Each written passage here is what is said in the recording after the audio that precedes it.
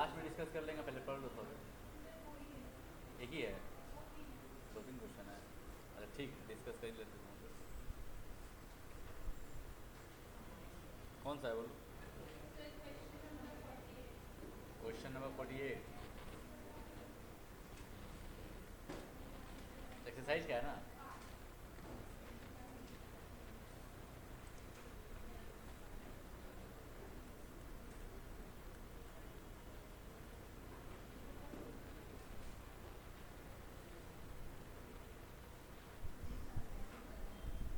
देखो,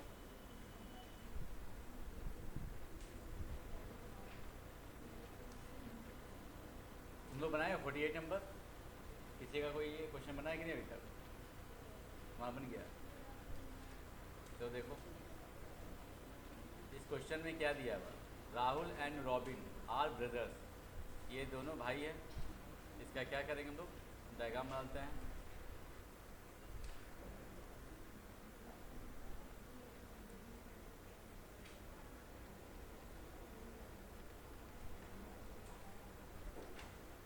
Rahul and brothers, हाँ क्या नाम है, राहुल एंड रॉबिन है, ये दोनों ब्रदर्स हैं, ठीक है। उसके बाद क्या दिया हुआ है, प्रमोद इज रोहिन फादर, रोहिन का फादर प्रमोद है। तो यहाँ रोहिन तो है ही नहीं, ठीक है देख लेते हैं। रोबिन है कि रोहिन हो गया, हमको लगा स्पेलिंग मिस्टेक हो गया है, खाली ये बी होगा यहाँ पर, ठीक है। इसीलिए थोड़ा सा होता था, कन्फ्यूज हो गई होगी। रोबिन का फादर जो है प्रमोद है, ठीक है। तो इसके ऊपर कर देते हैं।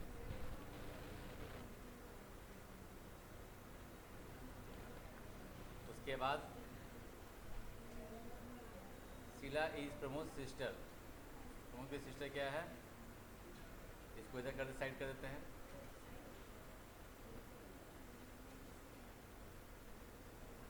उसके बाद प्रेमा इज़ प्रमोद नीस, प्रेमा जो है प्रमोद का नीस है, तो नीस से होगा तो कहाँ होगा ये,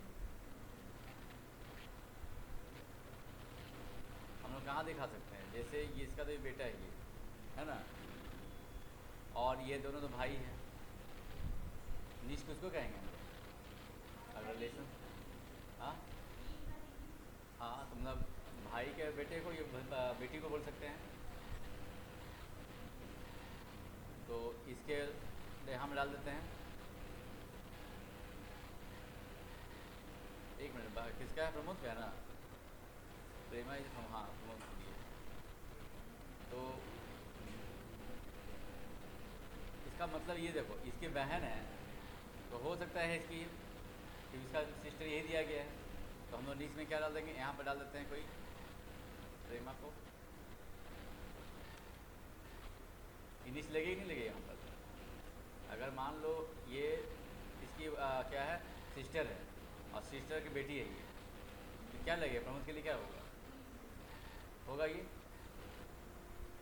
उसके बाद क्या दिया है नेक्स्ट, सुबह इज शीलाज ग्रैंड डॉटर, और शीला का ग्रैंड डॉटर जो है वो सुबह है। अब शीला का ग्रैंड डॉटर, इसका मतलब है इसकी बेटी है, और क्या नाम है उसका, सुबह, ठीक है। अब देखो यहाँ पर टोटल रिलेशन दे दिया है, how is Rahul related to Subah, Subah जो के लिए आपका राहुल क्या लगेगा, अब बताओ। क्योंकि इसके एक जनरेशन के नीचे है ना ये, इस जनरेशन के भी नीचे भी है, इसके देखो ये एक जनरेशन ऊपर का था, ये इसके जैसे नीचे एक जनरेशन के लोग हो गए, और ये इसके भी नीचे है, तो ये इसके लिए क्या लगेगा, अंकल लगेगा, बस यही हो गया, तो आंसर ये हो जाएगा। आया समझे यहाँ तक? आपको जनरेशन बनाने से थोड़ा सा क्या होता है, आसान होता है कि ये जनरेशन ऊपर के में है या नीचे में, तो डिसीजन लेने में थोड़ा सा कन्वीनियंट होता है, इसीलिए डायग्राम बनाना बहुत ज़रूरी है। आपको कन्फ्यूजन पैदा नहीं होगा, आपका खाली परफेक्शन डायग्राम बनना चाहिए कि जनरेशन के ऊपर है, जनरेशन के नीचे है, तो डिसीजन लेने में आसानी होती है। अब ऐसे डायरेक्ट सोचिएगा तो आप कंफ्यूज होते जाएंगे, वो उसका कौन लगेगा, वो उसको कौन लगेगा, दिमाग से सोचने में बहुत डिफिकल्टी लगता है ये, और डायग्राम बनाने के बाद जनरेशन में जनरेशन का गैप पता चलता है, तो अंडरस्टैंडिंग करने में ईजी लगता है, इसीलिए डायग्राम से ही इसको बनाइए। तो ये बना था टोटल आपसे, यहाँ तक नहीं बना, मतलब कुछ आधा तक गई होगी। तो वही चीज़ ध्यान देना कि किसके साथ ये जुड़ा हुआ है, जनरेशन के ऊपर के गैप को ध्यान देना, तो अंडरस्टैंडिंग नहीं लगेगी। क्या हुआ? 51। चलो नेक्स्ट देख लो। रामू की मदर जो है से टू रामू, ठीक है, और रामू की मदर किसको कह रही है? रामू को ही कह रही है। अब यहाँ पर देखो, बोला कि my mother has a son, my mother has a son, उस सन इज अच्युत है। How is Achyut related to Ramu? जैसे मान लो रामू का जो मदर है वो रामू को ही बोल रही है, इसको थोड़ा सा क्या करना है अगर समझने के लिए, तो आप ऐसे करो, रामू यहाँ पर लिख दो और इसके ऊपर जो इसका मदर है उसको लिख दो, है ना। अब ये क्या बोल रही है? माई मदर, मदर जो है रामू को क्या बोली? माई मदर, यानी इसकी जो मदर है, मदर की मदर, यानी नानी हो गई।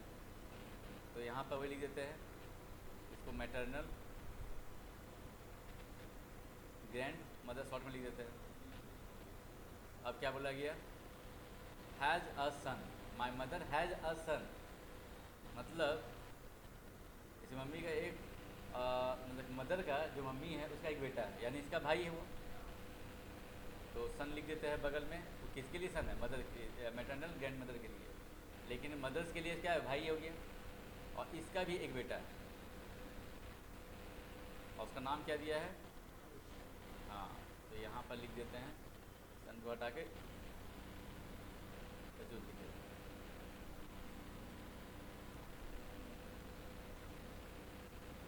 ठीक है, अब बताओ यहाँ पर क्या दिया गया है इसके बाद? How is Achyut related to Ramu? Ramu के लिए अच्युत क्या लगेगा? क्योंकि एक जनरेशन में आ गए दोनों ये, तो कजन का रिलेशन हो जाएगा। तो डायग्राम में यही होता फायदा ना, एक लाइन जनरेशन में आ गया तो अंडरस्टैंडिंग ईजी लगता है, इसीलिए कजन हो जाएगा ये। 54।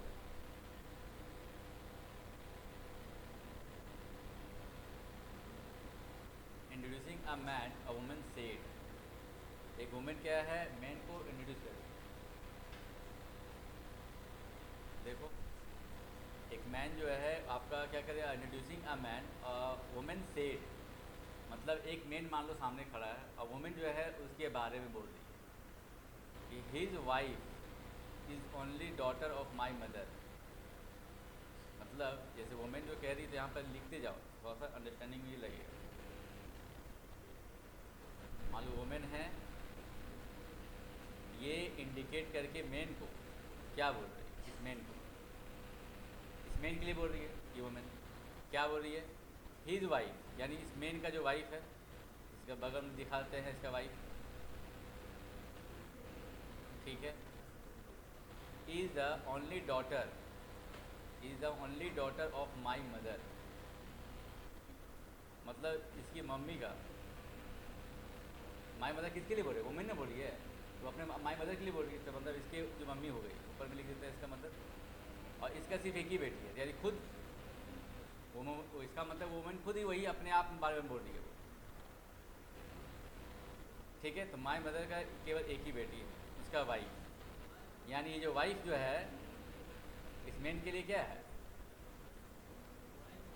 यस, देखो सिंपल सा बात है, वुमेन जो है एक मेन को इंडिकेट करते हुए क्या बोल रही है कि जो इसका जो वाइफ है, ठीक है, और यहाँ पर देखो his wife is the only daughter of my mother, मेरी मम्मी का सिर्फ एक ही बेटी है, तो वो खुद के बारे में बोल रही है, इसका मतलब माई मदर भी है और वो तो वुमेन भी है, तो एक ही बेटी है, तो इसका मतलब वो खुद के अपने बारे में बोल रही है, वो उसका वाइफ है, यानी वो वुमेन उस मेन का क्या है?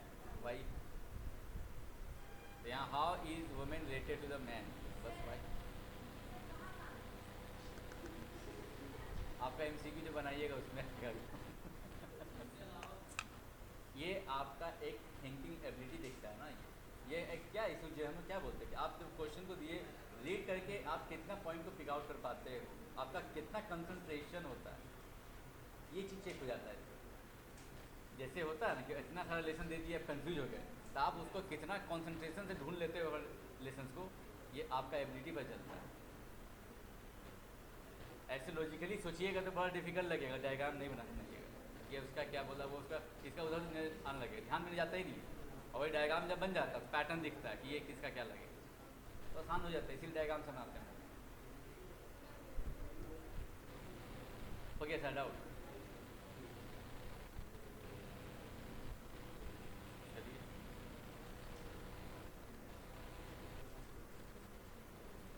आज तुम लोगों का स्टैटिस्टिक्स स्टार्ट करते हैं। पहले स्टैटिस्टिक्स का पहला जो चैप्टर है सिर्फ लेक्चर टाइप का है, तो वो आज स्टार्ट नहीं करेंगे, वो पढ़ाएंगे लास्ट में, वो बोरिंग लगेगा तुमको पढ़ना। लेकिन पढ़ना तो पड़ेगा इसलिए क्योंकि उससे भी जुड़ा हुआ क्वेश्चन डायरेक्ट आता है, और वो लर्निंग टाइप है। लर्निंग मतलब समझना तो है लेकिन लर्निंग टाइप है। वो चैप्टर जितना और जितना भी आपका लिटरेचर टाइप का होता है ना कि पूरा आपको खाली कहानी पढ़ना है उसमें, उसी टाइप का क्वेश्चन जो है ना अच्छे से बच्चे का क्वेश्चन छूट जाता है, क्योंकि लर्निंग टाइप है। अगर याद है तो मार्क कर सकते हैं, याद नहीं तो मार्क नहीं कर सकते। तो इसीलिए थोड़ा सा उसको लास्ट में पढ़ के जाइएगा तो आपका ताज़ा ताज़ा रहेगा, डायरेक्ट जाके आंसर कर पाओगे। और बनाने वाला प्रैक्टिस का चीज़ है, तो आप अभी पढ़ो बाद में पढ़ो, बात प्रैक्टिस तो करना ही पड़ेगा। चलिए स्टार्ट करते हैं।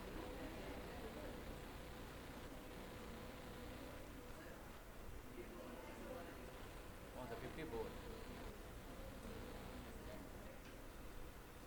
पहले नहीं बोलता, तुम स्टार्ट खोल देते हटा देते तब बोलते हो। अभी देखा क्या? किस में? अच्छा अच्छा ठीक है, देखो देख लेते हैं। क्या जी इसमें नहीं समझ आया ये अच्छे से? जैसे एक वोमेन ऐसे रियलाइज करो प्रेजेंट में, अगर सामने डायग्राम से समझ में नहीं आया तो देखो ध्यान से देखो। इस वोमेन ने एक मेन को इंडिकेट करते हुए कहा, ठीक है, किसी और को बता रही होगी कि इसका जो किसको इंडिकेट कर रहा है, मेन के बारे में, ठीक है। इसका जो वाइफ है, ठीक है, वो इसकी मदर का, किसके मदर का, माई मदर का। वोमेन किसके बारे में बोल रही है, माई मदर, मतलब वोमेन जो है अपनी मम्मी का बारे में बोल रहा है कि मेरी मदर की सिर्फ एक ही बेटी है। तो एक बात होता है, ये खुद वोमेन है और ये अपने मम्मी का एक ही बेटी है, ये खुद के बारे में बात कर रही है।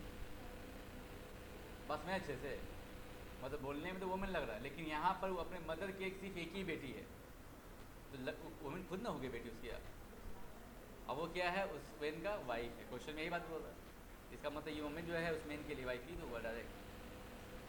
यहाँ दो नहीं है, यहाँ पे एक ही लेडी है, इसी लड़ा के कंफ्यूजन बस ले अच्छे से। तो यहाँ पर दो नहीं है, ये जो वोमेन है ये यहाँ पर यही है, तो कन्फ्यूजन तो होगा इस बात, तो ध्यान देना पड़ेगा वर्ड पे। ओनली वन डॉटर, ओनली का मतलब क्या, खुद वोमेन ही वो खुद डॉटर उसकी है। अब वो जो बोल रहा है उस मेन का वाइफ है, यानी वो अपने बारे में भी बोल रही है कि हम उसके वाइफ हैं, ऐसे बोल रही है, बस डायरेक्ट नहीं बोल के घुमा के बोल रही है।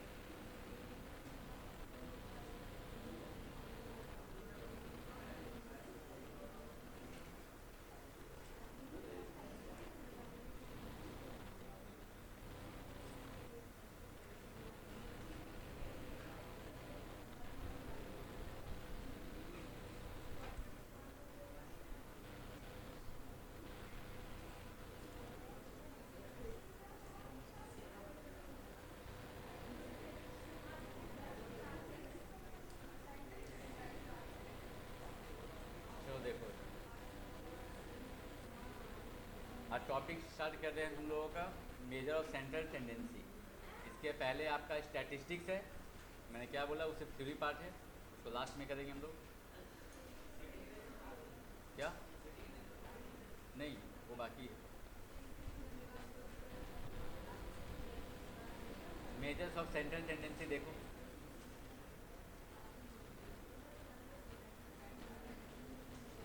देखो इस टॉपिक में क्या क्या पढ़ने वाले हैं। पहले आप लोग क्या क्या पढ़ोगे इसमें, अर्थमेटिक मीन। अब ठीक है, इधर देखो बातें नहीं। Arithmetic mean, median, mode, geometric mean and harmonic mean. इसमें आप लोग कौन कौन सा सुने हो? सुने तो सब होगे, तो सबने पहला दिन सुने हो। ज्योमेट्रिक मीन और हार्मोनिक मीन भी होता है, ठीक है। तो इस पांचों को हम लोग को वन बाय वन स्टडी करना है। ये सब का सब सेंट्रल टेंडेंसी है। इसको सेंट्रल टेंडेंसी क्यों कहते हैं, क्या लॉजिक है इसके पीछे? आप लोग जानते हैं कुछ सेंट्रल टेंडेंसी कहने के पीछे का रीज़न क्या हो सकता है?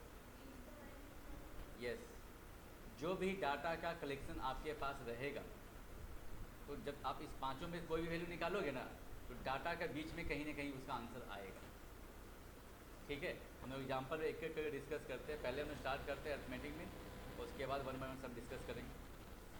देखो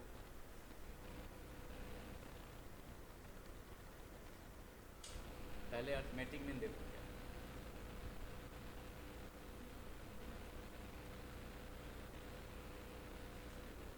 अर्थमेटिक मीन को सिंपली हम लोग बोलते हैं एवरेज।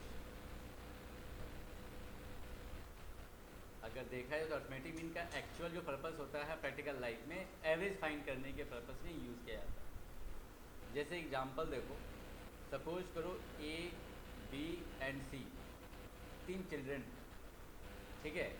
आपने कुछ चॉकलेट्स लेकर आया और उन बच्चों में बांट दिया। एग्जांपल के तौर पर ले लेते हैं कि सपोज करो इसको आपने दे दिया 8 चॉकलेट, इसको दे दिया 9 और इसको दे दिया 10, ठीक है। अब ये बच्चे लोग जानते हो क्या होता है, रोने लगता है कि इसको ज़्यादा क्यों मिला, मुझे कम क्यों मिला। तो आपको क्या करना है, शांत रखने के लिए क्या कर सकते हैं आप? इक्वल डिस्ट्रीब्यूशन करेंगे, छीन लेंगे।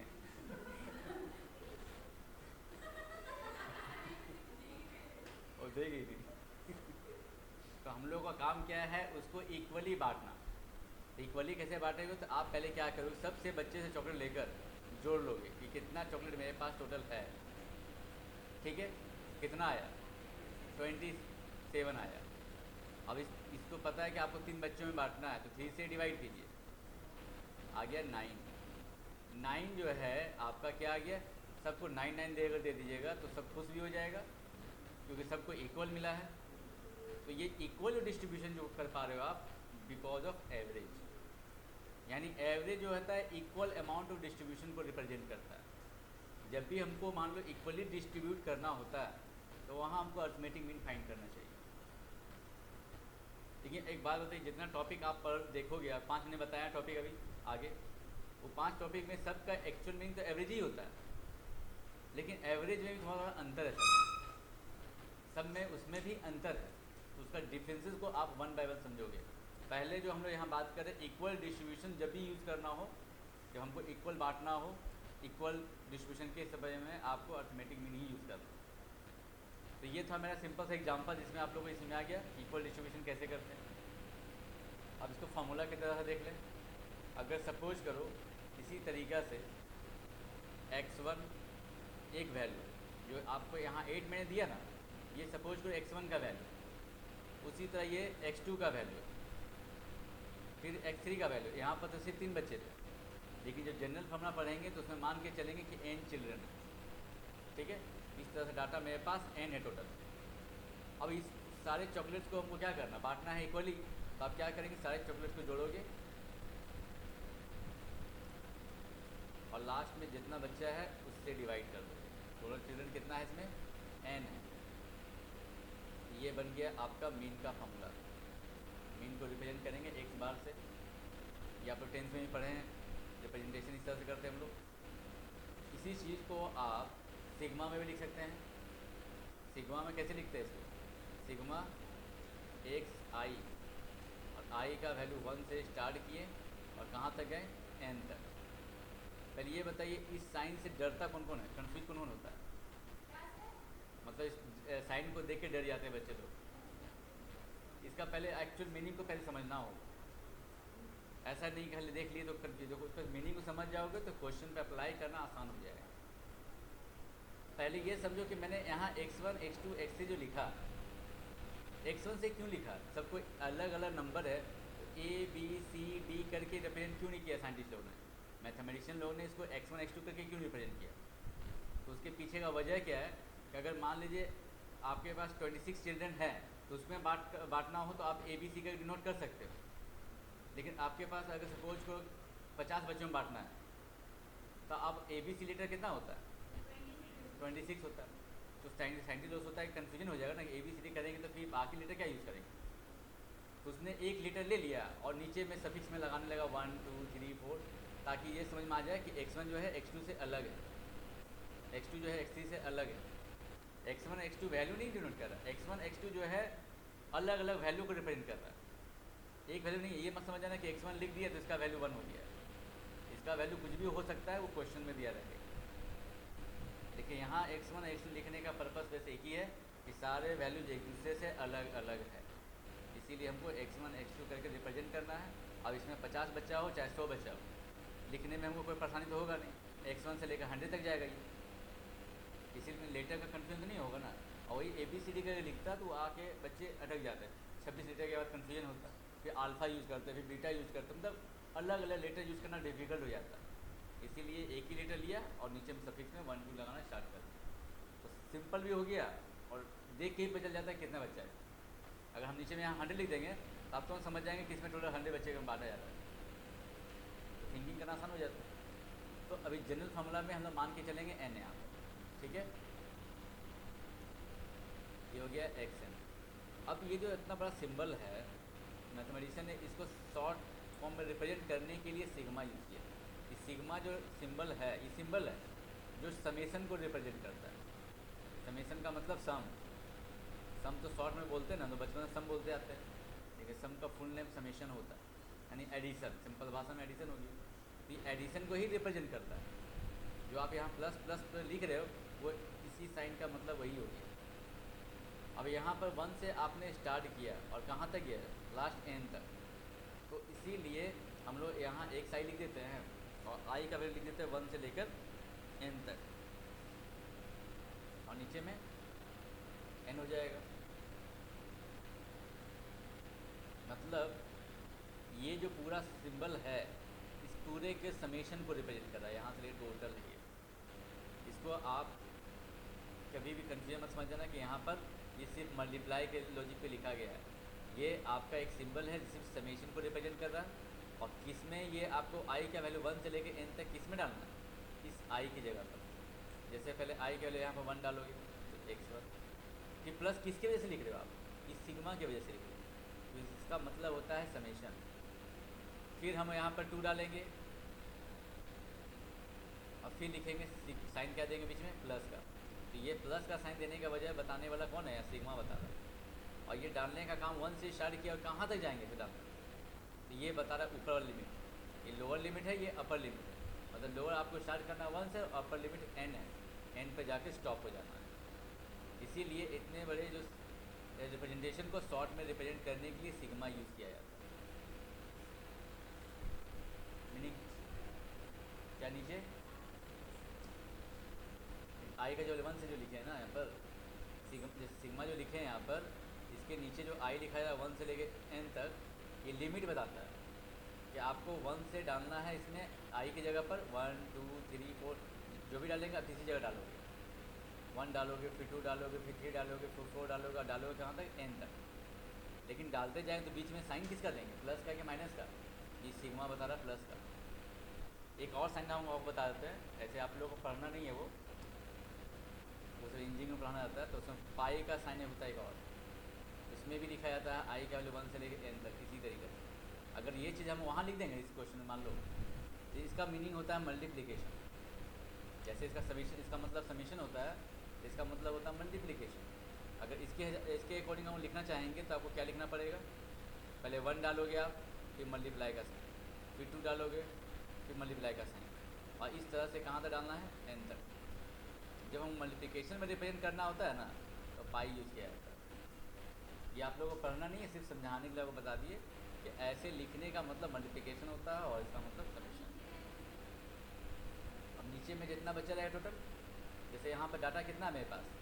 n ऑब्जर्वेशन है, तो जितना ऑब्जर्वेशन रहेगा उतना से डिवाइड कर दो।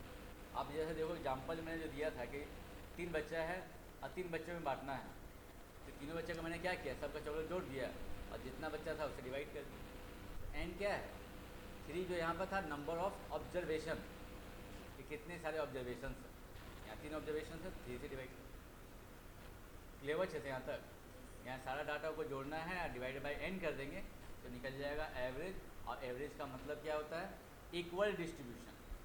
जब हमको इक्वली डिस्ट्रीब्यूट करना रहेगा तो हम लोग मीन फाइंड कर लेंगे, अर्थमेटिक मीन। क्लियर अच्छे से यहाँ तक। अब देखिए आगे, ये था आपका इंडिविजुअल सीरीज। अब आपको बताते जाते हैं सीरीज के बारे में। पहला जो टॉपिक हम लोग पढ़ रहे हैं इंडिविजुअल सीरीज।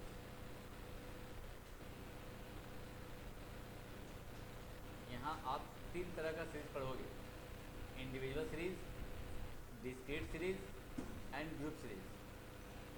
ठीक है। तो इंडिविजुअल सीरीज में होता क्या है कि आपको x1 x2 जो वैल्यू दिया रहेगा सब सिंगल सिंगल टाइम दिया रहेगा। जैसे x1 दिया हुआ है, फिर x2 दिया हुआ है, x3 दिया हुआ है, एन तक। तो हमको इसका मीन फाइंड करना है, तो सारा डाटा को जोड़ेंगे डिवाइड बाई एन। यानी जो मैंने पीछे ऊपर जो बताया ना वो इंडिविजुअल सीरीज का ही बताया, क्योंकि सारा डाटा आपका कितना बार था, एक एक बार। बोले एक एक बार कैसे, तो जो इसका पहले सिंपल एग्जांपल जो दिए आपको बच्चों वाला, एक बात बताओ 8 चॉकलेट कितने बच्चे के पास है, एक बच्चे के पास है ना। 9 चॉकलेट दूसरे बच्चे के पास, लेकिन एक ही बच्चे के पास है। और ये 10 चॉकलेट ये भी तीसरे बच्चे के पास है, वो भी एक ही बच्चा है। यहाँ टोटल बच्चे यहाँ 3 हैं और सब एक एक बार है। 8 भी एक बार है, 9 भी 1 टाइम से एंड 10 भी 1 टाइम से। अब यहाँ देखो, तो यहाँ पर ये जो फ्रीक्वेंसी, इसको सबका जो फ्रीक्वेंसी है, फ्रीक्वेंसी मतलब क्या होता है, फ्रीक्वेंसी रिप्रेजेंट करता है कि वो डाटा कितना बार रिपीट कर रहा है। यहाँ x1 जो है एक बार है और x2 भी एक बार है, इसीलिए यहाँ पर हम लोग को फ्रीक्वेंसी का यूज़ करना नहीं पड़ता। अगर मान लो ये एक बार है तो 1 × x1 भी करेंगे तो आपका x1 ही तो आएगा, तो आपको मल्टीप्लाई करने का कोई फ़ायदा ही नहीं इसमें। इसीलिए इसमें फ्रीक्वेंसी सब 1 बार है, 1 टाइम से सारा। इसीलिए आपका सिंपली खाली x का वैल्यू को जोड़िए डिवाइड बाय n। और इसको शॉर्ट में रिप्रेजेंट कैसे करते हैं ये आप लोगों को बता दिए। अभी तो स्टार्टिंग में हम दिखा रहे तुमको अच्छे से कि i का वैल्यू 1 से लेकर n तक। आगे हम शॉर्ट में बस इतना ही लिखेंगे, बता दे रहे हैं। मतलब बाकी जो i का वैल्यू 1 से लेकर n तक है वो अंडरस्टूड है। मतलब जहाँ हम सिग्मा x लिख दिए तो आपको दिमाग में बैठा लेना कि यहाँ पर 1 से लेकर n तक किया, क्योंकि बुक में आपको 1 से लेकर n तक लिखा हुआ नहीं मिलेगा, वहाँ सिग्मा खाली x लिख देगा बस। यहाँ पर i जो होता है वो भी अंडरस्टूड ही होता है, वो भी लिखने का ज़रूरत नहीं है। बस स्टार्टिंग में समझाना था, इसीलिए आप लोगों को हम यहाँ पर बता दिए कि यहाँ पर i रहेगा। और ये लास्ट में आपको आगे बुक में सिग्मा xi कर लिख देगा, तो समझ जाना कि वहाँ पर i का वैल्यू 1 से लेकर n तक है। अब आते हैं हम लोग नेक्स्ट सीरीज में। नेक्स्ट सीरीज है तुम्हारा डिस्क्रीट सीरीज।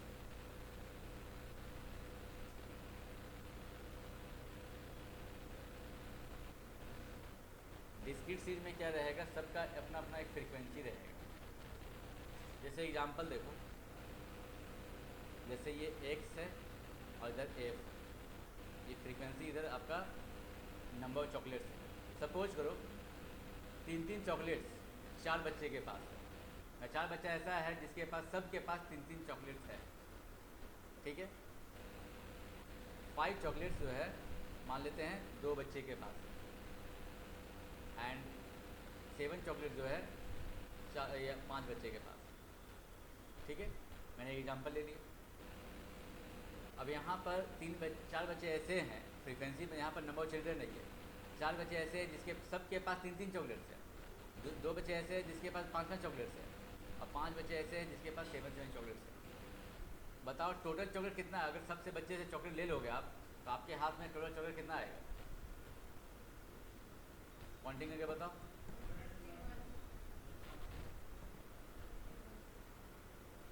पहले आप क्या कर रहे हो, पहला जैसे इससे जो 4 बच्चा है ना, सबसे 3 चॉकलेट लिए, तो आपको पहला कलेक्शन पहले से होगा 12 चॉकलेट, तो मल्टीप्लाई कर 3 को 4 से मल्टीप्लाई करेंगे तो आपको टोटल मिलेगा कितना चॉकलेट्स? 12। दूसरा से कितना मिलेगा? 10। और इससे कितना मिलेगा? 35। जोड़िए कितना हो गया? 57 चॉकलेट्स आएंगे। यानी आपके हाथ में अगर सब बच्चे चॉकलेट लेके हाथ में कलेक्ट कर लोगे, काउंटिंग करोगे, तो आपके हाथ में टोटल 57 चॉकलेट्स आ जाएंगे। तो इस प्रोसेस में आपने किया क्या? एक्स को एफ के साथ मल्टीप्लाई किया, जो क्लास 10 में लिखते थे ना एफ आई एक्स आई, वो इसीलिए करते हैं, टोटल कलेक्शन करने के लिए। बस मैच है यहाँ तक। और यहाँ पर लास्ट में मैंने क्या कर दिया? ऐड कर दिया। ऐड किस लिए किया? टोटल चॉकलेट पता लगाने के लिए कि टोटल चॉकलेट हुआ कितना। अब देखिए, अब इसको सिग्मा एफ आई एक्स आई से रिप्रेजेंट करेंगे। मतलब सिग्मा एफ आई एक्स आई क्या डिनोट कर रहा है कि इस कॉलम को मैंने पूरा को ऐड करके बता रहा हूँ 57। और ये कॉलम को जब ऐड करोगे तो सारा कितने बच्चे हैं टोटल वो आपको फाइंड आउट हो जाएगा। कितना हो गया? 11। आया बात समझे यहाँ तक? मतलब क्यों फ्रीक्वेंसी को क्यों ऐड करते थे? टोटल नंबर आपका स्टूडेंट को पता लगाने के लिए या चिल्ड्रन का पता लगाने के लिए, कितने बच्चों में बांटना है। अब डिस्ट्रीब्यूशन करना, तो हमको टोटल चॉकलेट भी पता है और टोटल बच्चे भी पता है, तो डिवाइड कर देंगे। और क्या, यहाँ तो मैंने रैंडमली नंबर ले लिया इसलिए पॉइंट में आ गया। चीज़ समझने के लिए खाली कॉन्सेप्ट याद रखो। डिवाइड करेंगे कितना अप्रॉक्स आ जाएगा? 5 पॉइंट वही 5.1 के आसपास आएगा। तो जो भी है, मतलब ऐसे तो मैंने रैंडमली तुमको एग्जांपल देने को समझा दिया, तो यहाँ पॉइंट में आ गया। एक क्वेश्चन में देगा तो पॉइंट में नहीं आएगा, वहाँ एग्जैक्ट आएगा। तो मान के चलो कि तुम लोग लगभग सबको 5 चॉकलेट प्लस समथिंग कुछ और देना पड़ेगा, तब जाके इक्वली बटेगा हर बच्चों में। 57 चॉकलेट जो 11 बच्चों में बांटना है, तो आपको 5 चॉकलेट प्लस समथिंग कुछ तोड़ के देना पड़ेगा इसके हिसाब से।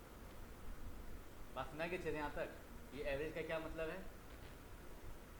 चलिए, तो यहाँ पर ये आपका फॉर्मूला क्या बन गया? मीन का sigma f I x I divide by sigma f आई। ये क्लियर हुआ अच्छे से यहाँ तक? ये जो मेथड बता रहे हैं इसको बोलते हैं डायरेक्ट मेथड।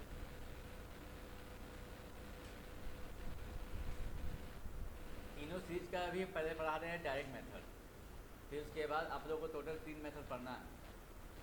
एक का तुम्हारा डायरेक्ट मेथड है, दूसरा शॉर्टकट मेथड है, और तीसरा है स्टेप डिवीजन मेथड। ठीक है, अब देखो, अब तो आज तक फॉर्मूला याद करके आए होंगे कि स्टेप डिवीजन मेथड का फॉर्मूला कैसे होता है, तो बस डायरेक्ट यूज़ कर लीजिए। आज आपको समझ में आ जाएगा फॉर्मूला बनता कैसे, देख लीजिए। ये तो आपका हो गया डायरेक्ट मेथड का फॉर्मूला पहला। ये कैसे करें, क्योंकि ऐसे मैं कैसे था ना यहाँ तक। अब नेक्स्ट देखिए ग्रुप सीरीज का।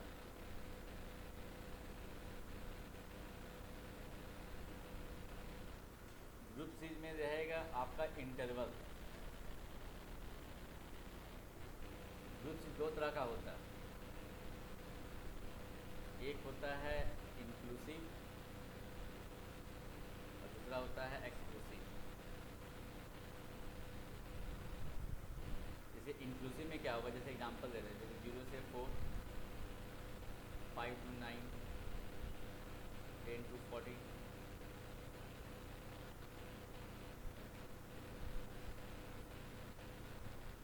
ठीक है, और एक्सक्लूसिव फॉर्म में कैसे रहेगा, जैसे 0 से 5, 5 to 10, 10 से 15, 15 to 20, 20 to 25। दोनों में अंतर क्या है ध्यान देना। इसको एक्सक्लूसिव फॉर्म और इसको इंक्लूसिव फॉर्म क्यों कहते हैं?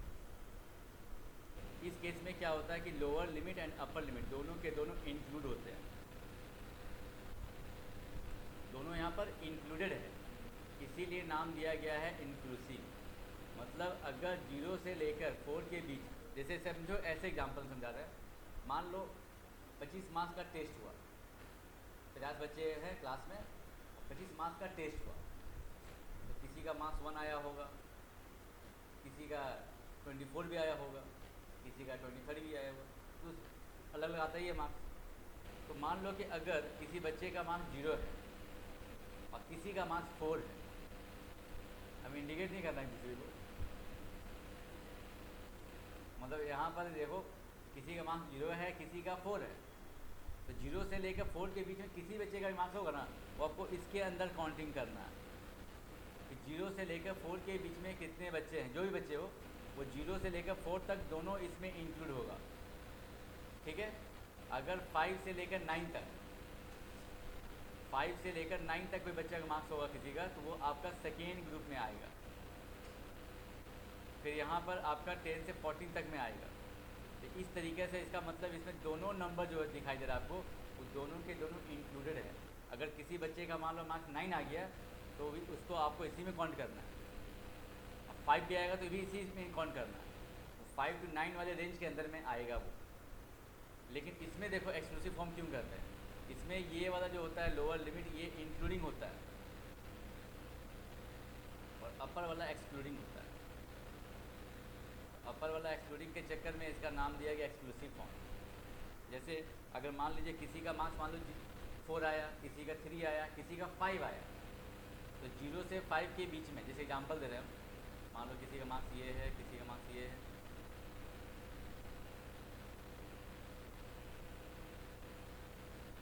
हम मान लो पूछे कि 0 से लेकर 5 के बीच में कितने बच्चे का मार्क्स है, 5 आपको इसमें काउंट नहीं करना है क्योंकि ये एक्सक्लूडिंग होता है। इसमें अपर लिमिट और नेक्स्ट वाला का लोअर लिमिट अगर सेम सेम है तो वो अपर लिमिट नेक्स्ट में इंक्लूड होता है, फर्स्ट वाले में इंक्लूड नहीं होगा। यस, इसके अंदर 0 से 5 के बिलो जितना भी नंबर हो, 5 के बिलो 4.5 भी तो आता है मार्क्स किसी का, यहाँ लिखे नहीं अलग बात है, लेकिन एग्जाम में तो क्वेश्चन तो आता ही है पेपर मार्क्स, तो 4.5 भी आएगा तो भी वो इसी के अंदर इंक्लूड होगा, 5 वाला इंक्लूड नहीं, इसके अंदर नहीं होगा। तो हमको 0 से 5 के बीच में काउंटिंग करना हो तो 4 आ जाएगा और 3 आएगा और भी बाकी नहीं आएगा। तो आपको बोलना पड़ेगा 0 से 5 के बीच में 2 बच्चे हैं, क्या वो 25 आएगा तो इसके अंदर लेगा नहीं, 25 जो आएगा लास्ट रेंज में आता है जब, तो वो आपको फिर क्या करना है कि वो नेक्स्ट लेवल पे जाएगा, अगर इसके आगे रहेगा तब। तो बोलेगा सर यहाँ तो लिखे नहीं आप, अगर जब 25 रहेगा ना तो आपका एक इंटरवल और बनाएगा वहाँ पर, मतलब इतना आपको इंटरवल तक लेके जाना है जहाँ तक सारा नंबर इंक्लूड हो जाए। अगर 25 आ गया तो आपको यहाँ पर स्टॉप नहीं करना पड़ेगा, एक ग्रुप और बनाना पड़ेगा, तो 25 तो इसमें लेना पड़ेगा, इसमें तो नहीं आएगा, रूल के हिसाब से वो इसके अंदर तो नहीं आएगा। बात में अच्छे से, तो मतलब आपका इंटरवल बनेगा कि किस तरह से बनेगा, जिस तरह से आपको देखना पड़ेगा किस रेंज में कौन आ रहा है। अगर लास्ट में 25 इसके अंदर नहीं आएगा तो आपको फिर नेक्स्ट में बनाना पड़ेगा। तो ये बात समझ गए अच्छे से। अगर 5 से 10 के बीच में कितने बच्चे हैं इसके हिसाब से 1 2 3 4, ये आएगा क्या, ये नहीं आएगा। तो बोल सकते हैं आपके टोटल कितने बच्चे हैं, इसमें 4 बच्चे हैं इसके अंदर, इसमें 2 बच्चे। लॉजिक में आ गया अच्छे से। तो यहाँ पर इसीलिए इसको इंक्लूसिव फॉर्म कहा गया और इसको एक्सक्लूसिव फॉर्म। तो हम लोग को जितना क्वेश्चन बनाना चाहिए किसके ऊपर बनाना चाहिए, एक्सक्लूसिव फॉर्म के ऊपर। अगर क्वेश्चन इंक्लूसिव फॉर्म में दिया रहेगा ना तो पहले उसको आपको कन्वर्ट करना पड़ेगा एक्सक्लूसिव फॉर्म। एक्सक्लूसिव फॉर्म जो है उसको कंटिन्यूस फॉर्म भी कहते हैं। तो देखिए 0 से 5, 5 से 10, 10 से 15 रेगुलर बन रहा है। इसमें ध्यान से देखिए 4 के बाद डायरेक्ट 5 है, बीच में जंप मार ले रहा है आपका, गैपिंग है ना 4 से 5 के बीच में, फिर 9 के बाद 10 है डायरेक्ट, 9 से 10 के बीच का नंबर इसके अंदर है ही नहीं। इसीलिए आपको इस केस में यहाँ पर इंक्लूड, इसको आपको क्या कहते हैं, इंक्लूसिव फॉर्म करते हैं। लेकिन इसको क्वेश्चन में देगा जब भी ना तो आपको पहले कन्वर्ट करना पड़ेगा उसको एक्सक्लूसिव फॉर्म में और उसके बाद आपको क्वेश्चन सॉल्व करना पड़ेगा।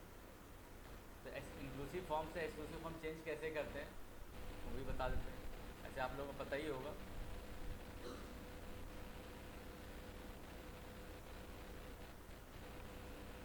ये हो गया आपका डिसकंटिन्यूस फॉर्म।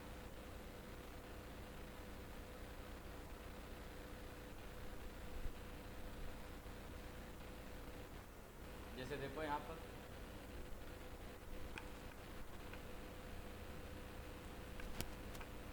जैसे मान लो आपको 0 से 4 है, 5 से 9 है, इसको कैसे कन्वर्ट करेंगे वो देखो।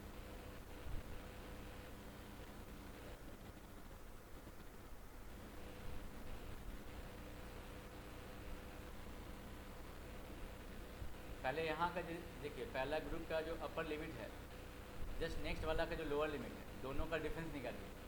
कितना का डिफरेंस है, 1 का डिफरेंस है, उसको उसको जस्ट हाफ करेंगे।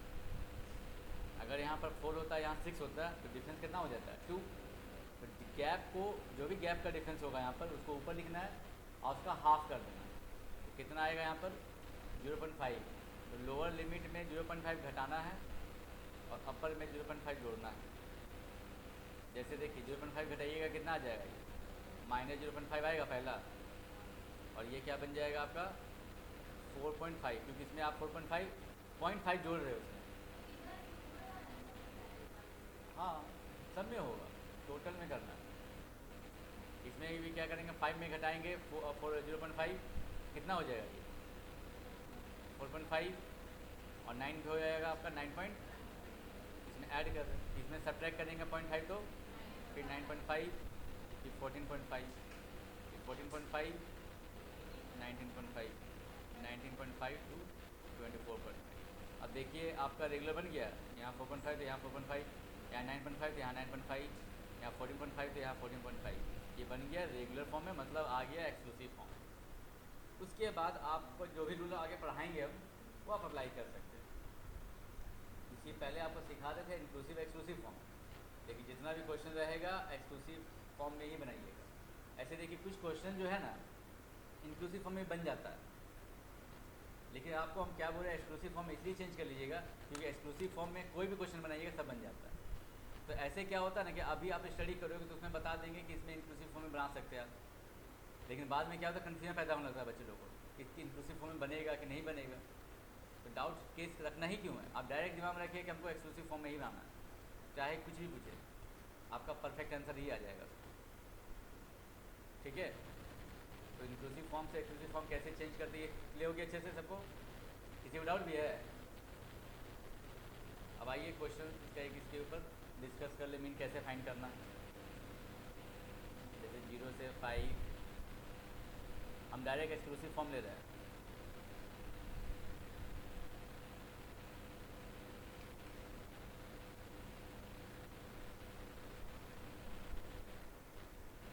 ठीक है यहाँ तक।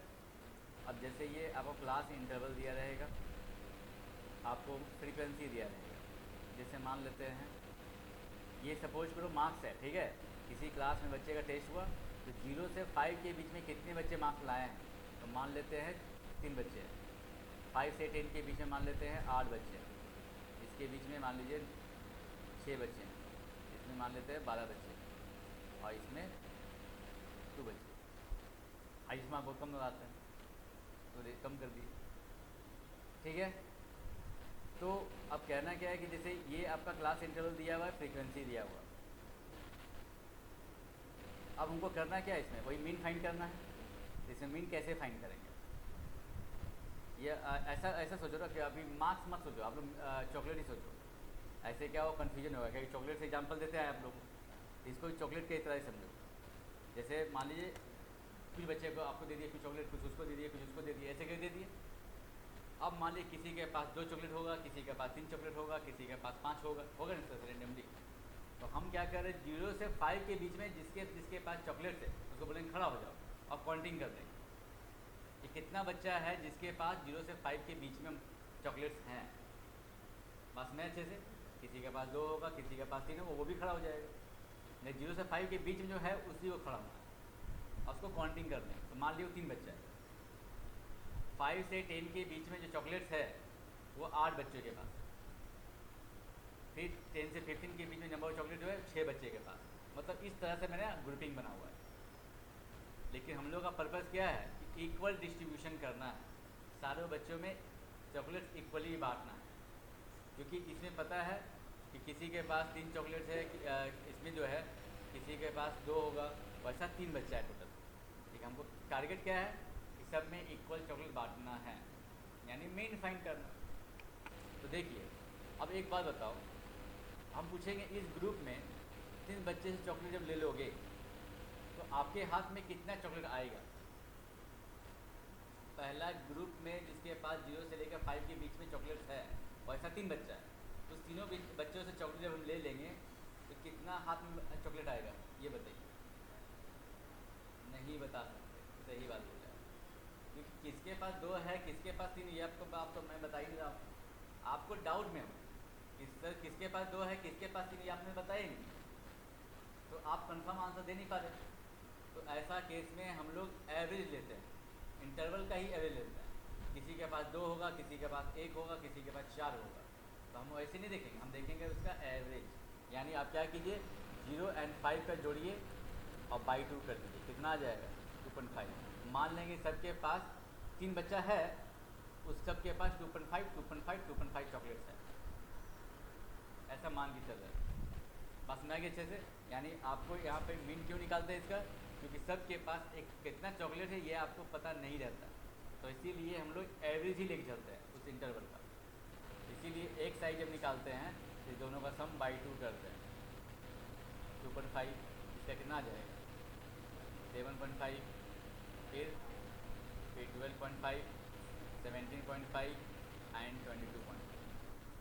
ये लेने का पर्पस में आगे अच्छे से कैसा क्यों करते हैं हम लोग, क्योंकि किसके पास ज़्यादा है किसके पास कम हम लोग को पता नहीं है, हम इक्वल डिस्ट्रीब्यूशन कर देते हैं।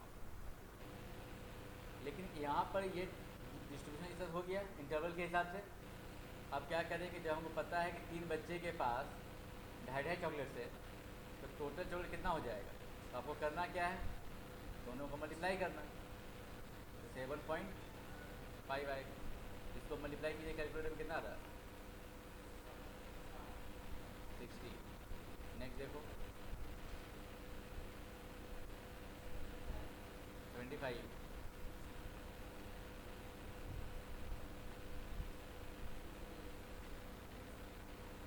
आप तो कैलकुलेटर लेके चलना है, क्योंकि कैलकुलेटर डेली यूज होगा। 45, अब सबको एडअप कीजिए तो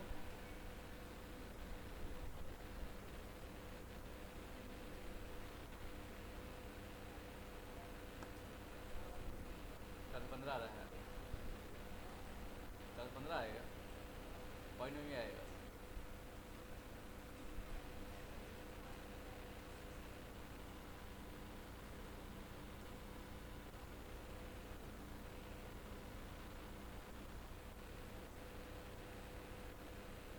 कितना है टोटल 3.5, यही आ रहा सबका। फ्रीक्वेंसी का सम निकाल लीजिए, सर कितना हो जाएगा 11 17 और ये हो जाएगा आपका 29 31। अब आपको डिवाइड कर दीजिए, मीन फाइंड हो जाएगा।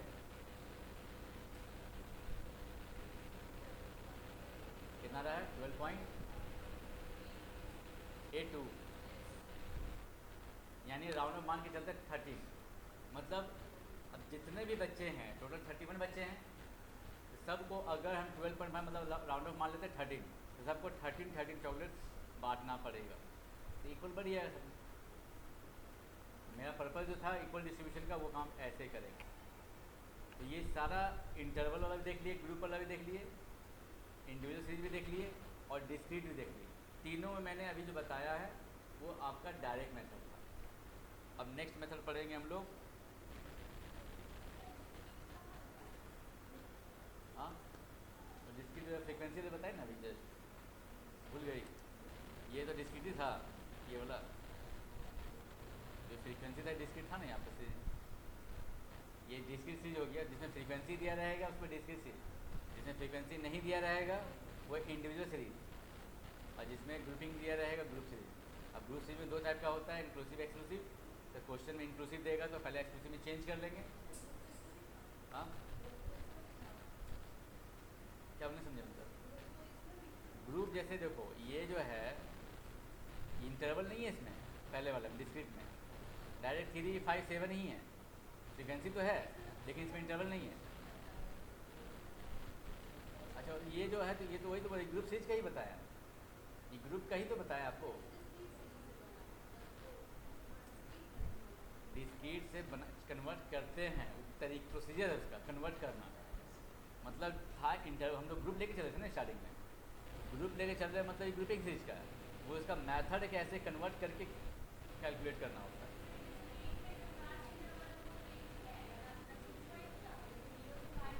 हाँ हाँ हाँ उसमें एक ही रहेगा, उसमें इंटरवल नहीं रहेगा।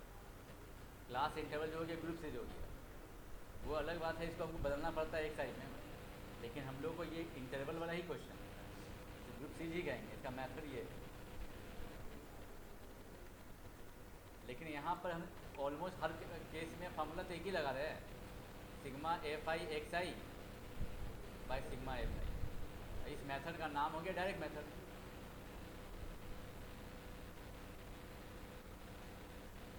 तो तीनों सीरीज पे मैंने अभी डायरेक्ट मेथड का एप्लीकेशन किया।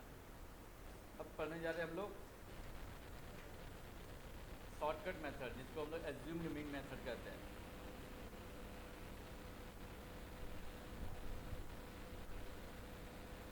लास्ट में लिख लेना, टेंशन मत लो।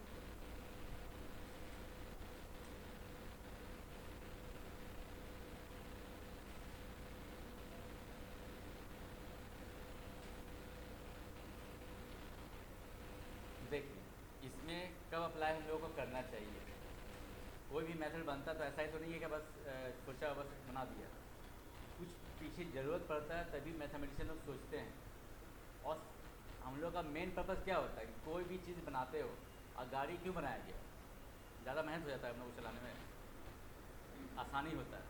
और हम लोग पर्पज़ क्या है कि कोई भी काम को आसान करना। बस हम लोग का अप्रोच मैथमेटिशियन लोग का, साइंटिस्ट लोग का यही रहता है कि कोई भी काम जितना इजीली आप कर सको। तो यहाँ भी वही मेथड को हम लोग क्या कर रहे हैं, सिंपल कर रहे हैं। पहले थोड़ा डिफिकल्ट मेथड है, डायरेक्ट मेथड डिफिकल्ट होता है। कब, जब नंबर बड़ा बड़ा होता है। यहाँ नंबर छोटा छोटा दिया जा रहा था, क्योंकि जो भी फ्रिक्वेंसी था आपका, कोई 3 था, कोई 7 था, कोई 10 था, इस टाइप का था। लेकिन अगर मान लो उसकी जगह पर कहीं देते हम आपको बड़ा बड़ा नंबर 110, 115, 120, उस टाइप का वैल्यू जब देते हैं, तो उस केस से कैलकुलेशन करना बहुत डिफिकल्ट हो जाता है। तो मैथमेटिशियन लोगों ने भी क्या किया, वहाँ पर सिंपल बनाने के लिए एज्यूमेंट मेथड का यूज़ किया, इसीलिए नाम दिया उसको शॉर्टकट मेथड। क्या करते हैं देखो इसमें,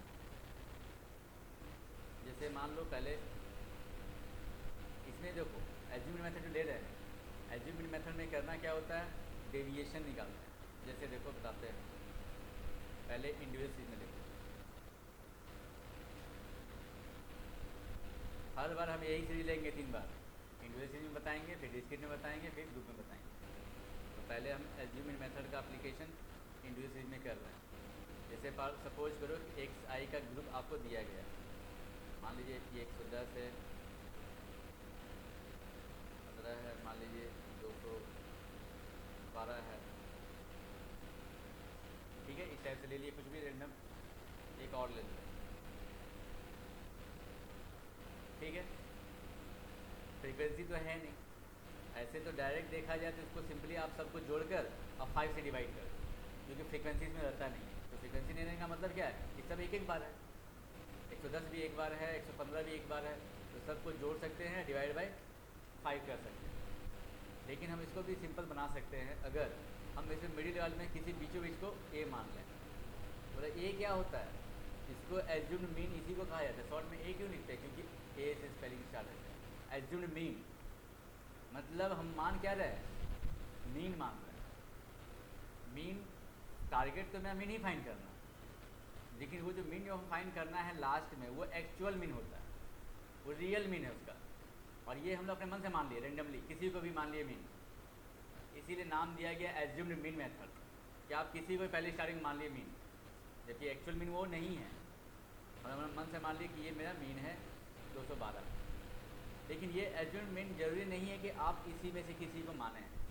आप इसके बाहर वाला नंबर भी ले सकते हैं, इसके बीच का नंबर भी ले सकते हैं, आपका मन जो चाहेंगे वो ले सकते हैं। एक जगह अब ए का वैल्यू आप 1 लाख भी ले लीजिएगा तो भी बन जाएगा, बस कैलकुलेशन आंसर सब में सेम आएगा। लेकिन बुक में देखते होंगे या फिर टीचर बोलते हैं डायरेक्ट पीछे का मान लीजिए, सुनने होंगे, पढ़े भी होंगे तो। लेकिन पीछे उसका पर्पज़ क्या है, बीच वाले को मानने का फ़ायदा क्या है। फ़ायदा बस यही होता है कि जब आप इसमें इसको घटाओगे नहीं करके, तो कुछ डिफरेंस पॉजिटिव आएंगे, कुछ नेगेटिव आएंगे। अब पॉजिटिव और नेगेटिव का सम करने से रिजल्ट जो आता है वो छोटा हो जाता है। जैसे करके देखो, इसमें क्या निकालना होता है, डी आई निकालना होता है, इसको बोलते हैं डेविएशन। डेविएशन या डिफरेंस, इसका मीनिंग होता है डिफरेंस। आपने पहले क्या किया, अपने मन से किसी को मान लिया एज्यूम्ड मीन कि मेरा मीन यही है। अब आप क्या करेंगे, इस मीन से सारा नंबर कितना डिफरेंस है, कितना डेविएट है, कितना डिफरेंस है, वो आप फाइंड करोगे, सारा इसी से घटाते जाओगे। जैसे 110 यहाँ पर लगाएंगे क्या रूल, 110 एक्स आई माइनस ए। डेविएशन कैसे निकालते हैं हम लोग, एक्स आई में माइनस करेंगे ए को, यानी एक्स आई में 110 में माइनस कीजिए 212, कितना आएगा ये, माइनस 102 आ रहा है। इसमें से इसको घटाइए, कितना आ जाएगा, ये आ रहा है, ये आ रहा है, इधर थोड़ी आएगा, 97 आएगा। ठीक है, फिर इसमें से इसको घटाएंगे तो क्या हो जाएगा, ये 0। फिर इसमें से इसको घटाएंगे तो कितना आ जाएगा, अब यहाँ पर फिर 102 आ रहा है ये, और इसमें से इसको घटाइए कितना आएगा, 138। यहाँ तक किसी को दिक्कत। इसमें देखिए कुछ नंबर आपके पॉजिटिव आए हैं और कुछ नेगेटिव। अब नेगेटिव और पॉजिटिव जो आया है डिफरेंस, इस डिफरेंस को जोड़िए, सिग्मा डी आई निकाल, सबको जोड़िए, इसमें क्या आ जाएगा, कितना रहा, ये तो आपका कट जाएगा इसके साथ प्लस माइनस, और 97 में घटा देंगे, कितना आया तो आपका 41 आएगा। 41 आया। देखिए समेशन कितना आसान हो गया, यहाँ सम करना डिफ़िकल्ट था कि यहाँ पर करना डिफ़िकल्ट है, डिफ़िकल्ट इस जगह पर। वो अलग बात है, आपको कैलकुलेटर अलाउड है तो दिक्कत नहीं है, सब में ईजी है। लेकिन अगर नॉन मैनुअली आपको खाली खुद से करना हो तब वो कितना परेशानी किस में होगा, इसमें होगा किस में होगा, इसमें तो आप माइंड में कर लिए, उसको माइंड में करने में थोड़ा टाइम लगेगा, यही अंतर। तो फ़ायदा तो हुआ ना। तो एज्यूम मानने के बाद जब डेविएशन निकालें, डिफरेंसेस आपका इतना करके जो आया 41, ये डेविएशन का सम आ गया। अब डेविएशन का जो सम है उसको डिवाइड करेंगे हम लोग नंबर ऑफ डाटा से, कितना डाटा है मेरे पास 5 है, तो यहाँ 5 हो जाएगा। तो हम फॉर्मूला के लिए अभी यहाँ लिख देते n, फॉर्मूला क्या लिख देते यहाँ पर, इसको बोलते हैं डी बार से रिप्रेजेंट करेंगे। डी बार मतलब बार क्या होता है, मीन होता है, और यहाँ डी के ऊपर लिखे हैं। ध्यान दो, फॉर्मूला जब हम स्टार्टिंग में बनाए थे एक्स बार, तो उसका फॉर्मूला क्या लिखे थे, sigma x I by N लिखे थे।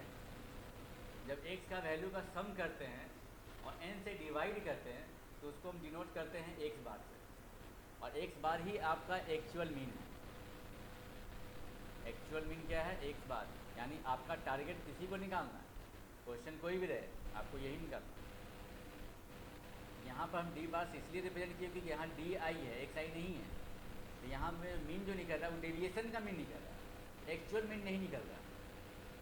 बात में आ गया, क्योंकि मैंने सारा डेविएशन का सम किया और डिवाइड किया एन से, ये मीन जो निकला किसका निकला, डेविएशन का। तो अब देखिए इसके बाद क्या करेंगे, सिग्मा जो डी आई था उसके जगह पे इसको भर सकते हैं हम लोग, एक्स आई माइनस ए इस जगह पर। तो मैंने किसके जगह पर लिखा, डी आई की जगह पर एक्स आई माइनस ए लिखा, क्योंकि डी आई किसके इक्वल है, एक्स आई माइनस ए के बराबर है। तो डी आई को रिप्लेस कर दिए एक्स माइनस ए से। अभी सिग्मा जाएगा दोनों के साथ, सिग्मा एक्स आई माइनस सिग्मा ए। अब मीनिंग पे ध्यान दीजिए, इसको सेपरेट करेंगे अब अलग अलग, sigma x I by n minus sigma a का मतलब क्या होता है। एक्स आई तो आप जानते हो, x1 plus x2 plus x3 plus x4 plus xn तक होता है, लेकिन सिग्मा ए तो अभी तक देखे नहीं थे आप। तो सिग्मा ए का देखो मतलब क्या है, जैसे मान लो हम सिग्मा 2 लिख दिए, इसका मतलब है 2 plus 2 plus 2 plus 2 plus continuation चलेगा जितना बार आपका यहाँ से यहाँ तक रहेगा। जैसे मान लो आई का 1 से लेकर n तक है, इसका मतलब ये जोड़ेंगे कितना बार आप, n टाइम्स। अगर यहाँ 10 कर दिए तो 10 टाइम्स लिखेंगे, तो 2 को 10 टाइम्स जोड़ेंगे कितना आ जाएगा 20। अगर 2 को मान लो यहाँ पर 10 दे दिए तो 2 प्लस 2 प्लस 2 प्लस कितना बार लिखोगे आप, 10 टाइम्स लिखोगे।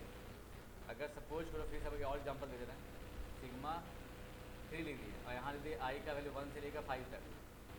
इसका क्या मतलब हुआ कि 3 कितना बार लिखेंगे आप, 5 बार लिखेंगे।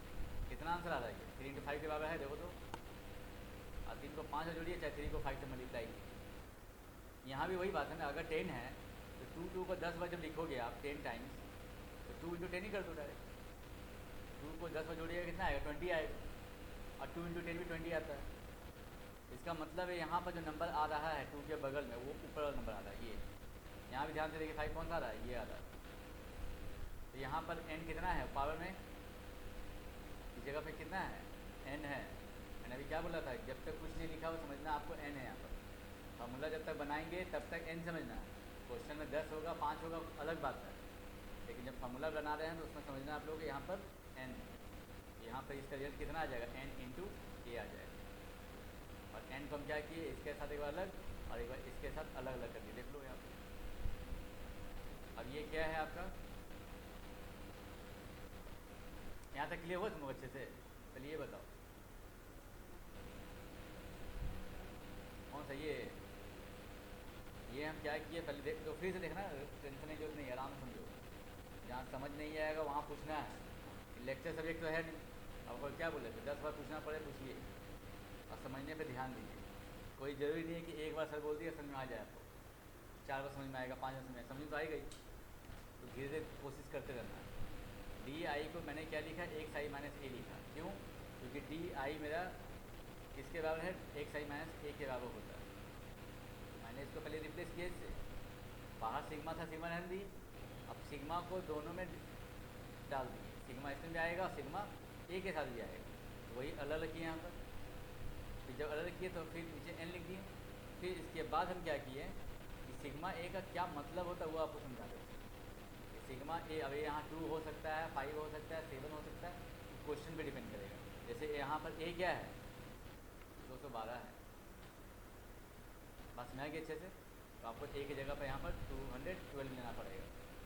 लेकिन बगल में n मैंने लिखा क्यों, क्योंकि यहाँ पर ये i का वैल्यू 1 से लेकर n तक अंडरस्टूड रहता है। मैंने अभी स्टार्टिंग में बोल दिया लिखेंगे नहीं बार बार, वहाँ 1 से n तक आपको समझ लेना है कि n तक है।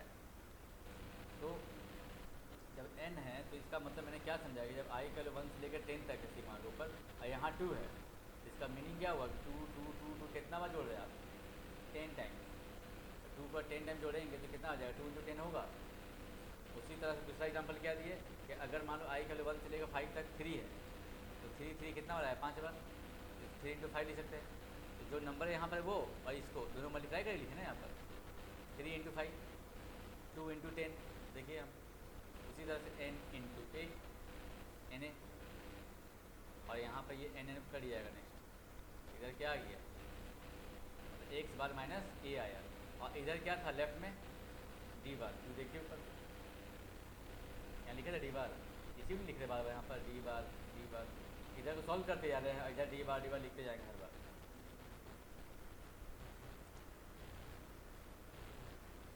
तो यहाँ पर क्या हो जाएगा, ये इस जगह पर ये पार्ट यहाँ तक आया। अब इसके बाद हमको तो निकालना क्या है, एक बार ए को किधर लेके आएंगे, लेफ्ट में। जैसे ही लेफ्ट में लेके आएंगे तो a plus d bar equal to क्या हो गया, एक्स बार। और ध्यान से देखिए इसके बाद एक्स बार क्या हो गया फॉर्मूला आपका, a plus sigma d i by n, ये बन गया फॉर्मूला आपका।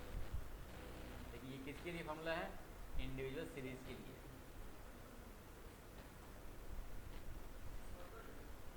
आपको डायरेक्ट यही यूज़ करना है, आपको ये डेरिवेशन यूज नहीं करना है। ये आपको फॉर्मूला कैसे आया वो बता देते हैं, आप लोग को डायरेक्ट फार्मूला यूज़ कर लेना है। ये क्या हुआ, फार्मूला का डेरिवेशन देखते देखते दिमाग खराब हो जाता है हम लोग का, जिसे नोटिस करते हैं डिटेल से बताते तो माथा दर्द हो जाता है, बीच में गाइड करते इसको डायरेक्ट शॉर्टकट में आती नहीं, फार्मूला लिख दे डायरेक्ट। हम कोशिश करते हैं कि फार्मूला समझ में आ जाए अच्छे से, ताकि भूल भी जाए तो दिमाग से निकाल लो। और नहीं हो रहा है तो कोई दिक्कत नहीं है, फार्मूला तो लर्न करना पड़ेगा। अगर डायरेक्ट नहीं हो रहा है तो फार्मूला आपको लर्न करना होगा।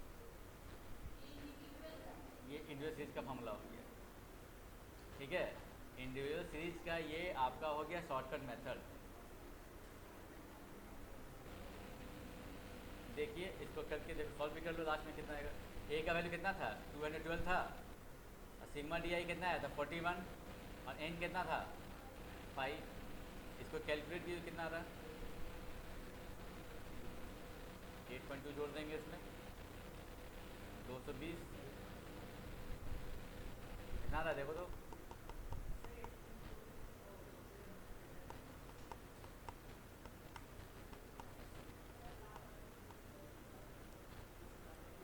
क्लियर से दिए 220.2 आया, मतलब 41 को 5 से डिवाइड कीजिए, जो आंसर आएगा उसमें 212 जोड़ दीजिए, आ जाएगा। आया तुम लोग का? और आप देखिए डायरेक्ट भी बना सकते हैं इसको। मान लीजिए ये फॉर्मूला यूज नहीं कर रहे, डायरेक्ट सोचिए बनाना है तो कैलकुलेटर पर हो जाएगा। कैसे हो जाएगा? सारा को सम कीजिए डायरेक्ट, सबको जोड़िए, पहले कैलकुलेटर जोड़ लीजिए।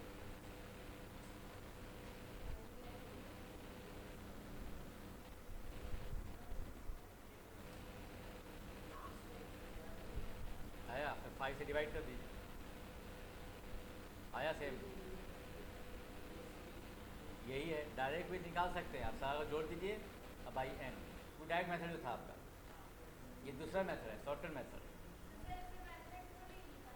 हम कहाँ बोले आपको आंसर मतलब आप कोई, आपको सारा मेथड हम बता दे रहे हैं, सिलेबस में है तो बता दे रहे हैं। क्लियर अच्छे से यहाँ तक? तो ये इंडिविजुअल सीरीज का था। अब आते हैं डिस्क्रीट सीरीज के लिए।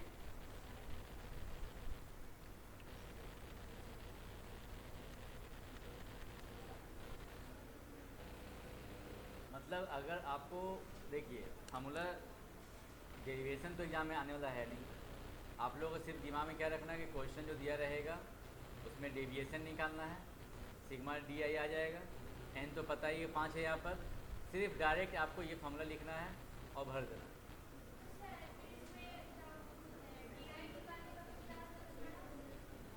डी आई डी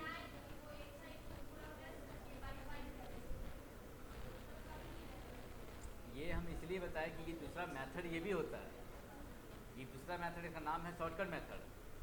लेकिन नंबर बड़ा, जैसे आपको कैलकुलेटर अलाउ तब ना आपको लग रहा है कि आसानी है, ये जो आपको डायरेक्ट हाथ से करना है तो ये आपको डिफिकल्ट लगेगा। और डाटा यहाँ से हम 5 दिए हैं, यहाँ 10 दे देंगे, 15 दे देंगे, तो देखिए जोड़ने में तब आप उलझे रहेंगे ज़्यादा, क्योंकि वहाँ पर थोड़ा सा आसान हो जाता है डेविएशन, यही मेथड, इसीलिए हम इसको यूज़ करते हैं।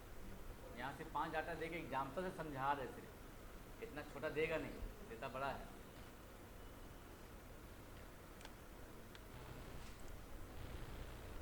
फॉर्मूला लिख लिए, इसको लास्ट में लिखना, लास्ट में लिख लेना, लास्ट में दिखा देंगे। नेक्स्ट देखो डिस्क्रीट सीरीज के लिए,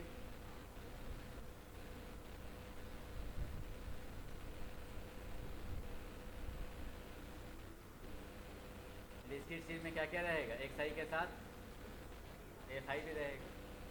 तो एग्जाम्पल ले लेते हैं इसका भी, मान लो बहुत बड़ा लेते नहीं, और बड़ा ले लें, कॉन्सेप्ट समझना है, और बड़ा ले लें, चलो ऐसे ही लेते हैं, बड़ा नंबर लेने क्या फायदा, कॉन्सेप्ट इसमें आ ही जाएगा अच्छे से।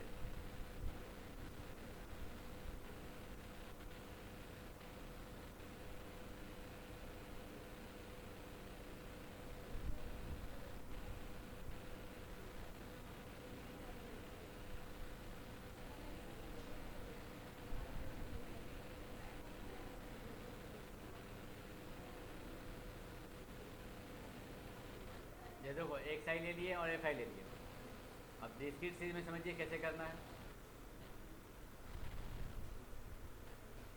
कॉन्सेप्ट सेम इसमें भी है, एक्स आई वाले कॉलम में किसी ए को ए मान लेते हैं, किसको मान लें,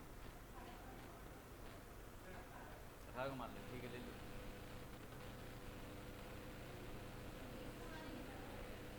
हाँ 20 में देखो हम बताते कैसे, सोचो ज़्यादा फायदा रहेगा। सबसे लोअर वैल्यू क्या है इसमें, सबसे स्मॉल वैल्यू 15 है, और अपर वैल्यू कितना है, दोनों को जोड़िए और बाई 2 कीजिए, कितना रहा है 37.5 के नियत में कौन है 28 है, मतलब सबसे लोअर वैल्यू और सबसे अपर वैल्यू दोनों को जोड़िए और बाई 2 करके निकलेगा जो वैल्यू, उसके नियर में ढूंढिए कौन वैल्यू है, उसके नियर में वैल्यू 28 है, इसको ले लो।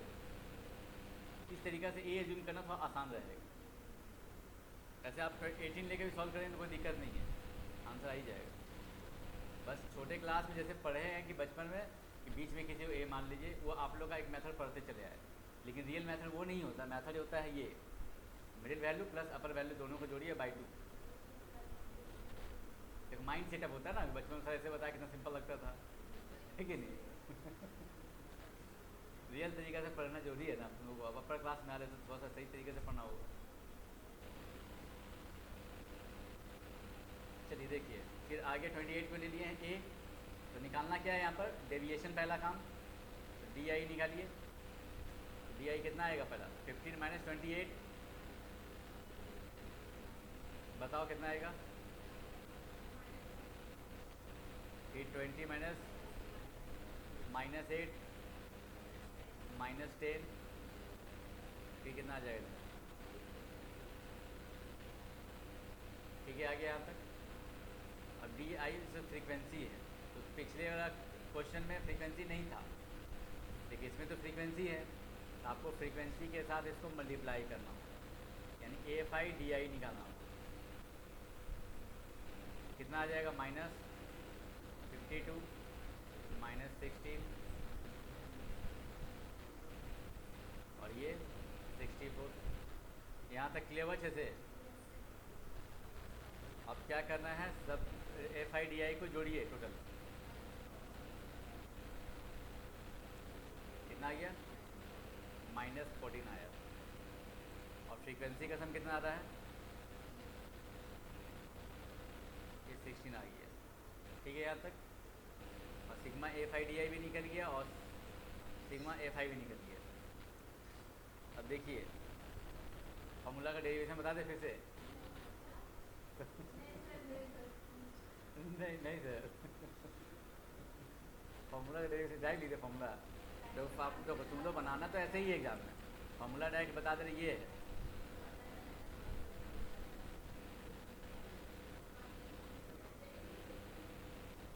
तो आपको हम कहाँ बोले कि आप फॉर्मूला डेरिवेशन, आपको डेरिवेशन समझाते हैं, अगर दिमाग में रहता है तो ठीक है, नहीं तो जो फॉर्मूला लास्ट में बताते उसको दिमाग में रखिए।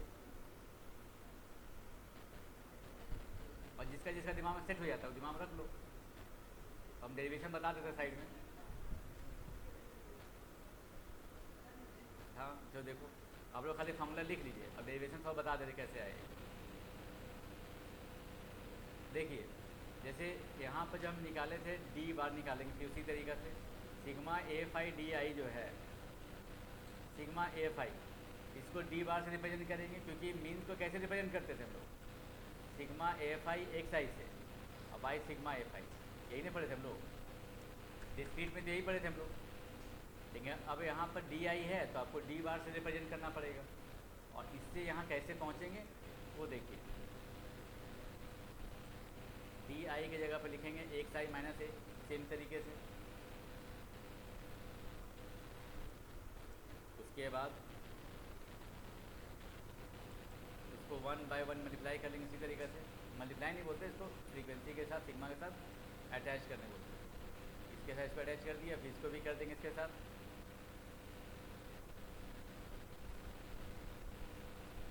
और नीचे सिग्मा एफ आई है उसको अलग अलग कर देंगे। ठीक है, यहाँ तक हम क्या किए, पहले इसको 1/1 दोनों में डिस्ट्रीब्यूट करके, और नीचे जो सिग्मा एफ आई था दोनों में अलग अलग कर दिए। अब यहाँ से देखो ये क्या है, एक्चुअल मीन तो यही था, sigma f I x I by sigma f आई, यही तो एक्चुअल मीन था। इसको लिखेंगे हम लोग एक्स बार से रिप्रेजेंट करेंगे, इसका सिग्मा एफ आई कट गया, खाली बचा हुआ क्या रह गया सर, ए, और इधर हो गया डी बार। ए को लेफ्ट में ले जाएंगे तो क्या हो जाएगा, फिर उसी तरीक़ा से a plus d bar equal to x bar, और फिर इसके बाद डी बार की जगह फिर इसको भर देंगे, क्योंकि डी बार तो यही है ना यहाँ पर, तो बन गया फॉर्मूला। क्या डिफ़िकल्टी है, बस खाली डी के बार की जगह पर भरना है। तो इस तरीके से फॉर्मूला बनता है। आया समझिए यहाँ तक, तो खाली वैल्यू भरिए, पुट कर सॉल्व कर देंगे।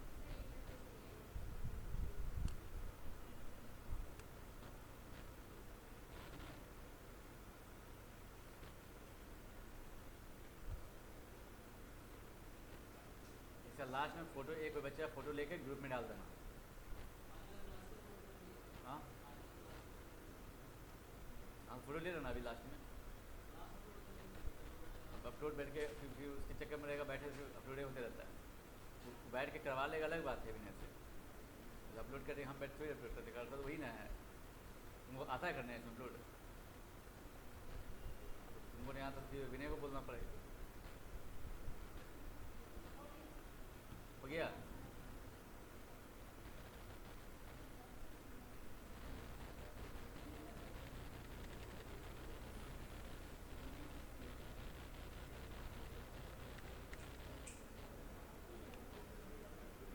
अब आइए नेक्स्ट हम लोग देखेंगे किसमें, ग्रुप सीरीज में देखते हैं।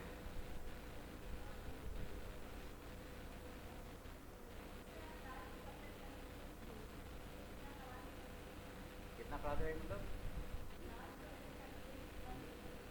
पढ़ाते कब कब जाते हैं हम घर? वो थकते नहीं हैं, मेरा ऐसा नहीं है, मैं एनर्जी बहुत रहता है पढ़ाने। शौक था तभी नहीं इस लाइन में रहे हम। मतलब पहले बचपन में स्टार्ट किया पढ़ाना, एक सिस्टर बोली पढ़ाने के लिए, बैठे रहे तो पढ़ा दो, पढ़ाना स्टार्ट किया, मन लगा, जब बच्चा करने लगा अच्छा तो मन लगने लगा मेरे को, आते चले गए कंटिन्यू। यही हुआ मेरे साथ। कभी तुम हमको किया पूछा है, देखा है ये होते हुए? तुम कभी कर देख लो, 10 बजे पूछा 10 बजे बताएंगे तुमको।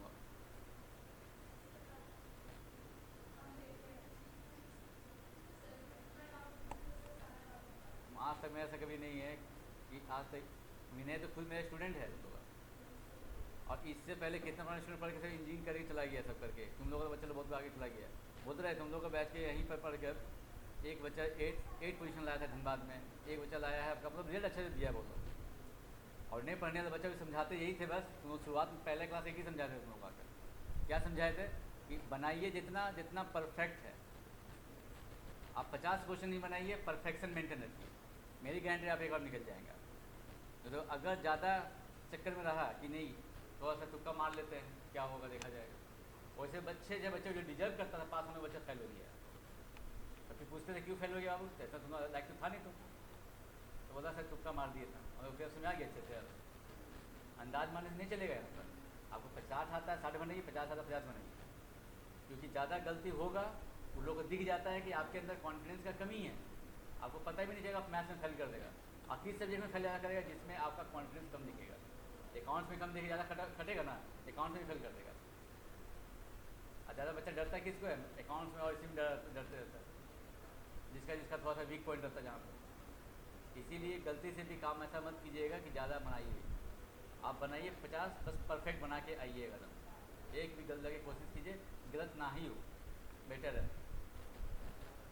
तुक्का किस में लिया जाता है? जैसे ऑप्शन 4 है, आपको लग रहा है 3 तो एकदम नहीं होगा, ये लग ही नहीं रहेगा, चौथा ही यही हो सकता है, मतलब एक 90% लग रहा है कि चांस यही है, इसी पे हो सकता है, तब आदमी ले सकता है इसमें चांस। सब पे चांस नहीं लेना है, कुछ कुछ क्वेश्चन पे लेना है, जब आपके पास मौका है और तब सोच रहे हो। अदरवाइज ऐसा नहीं डाउटफुल 50-50 मत कीजिए। देखिए CI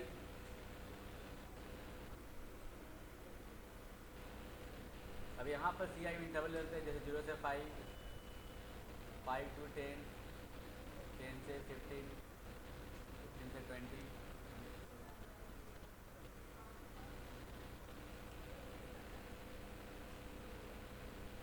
लेते हैं हम मान लो 8, 4,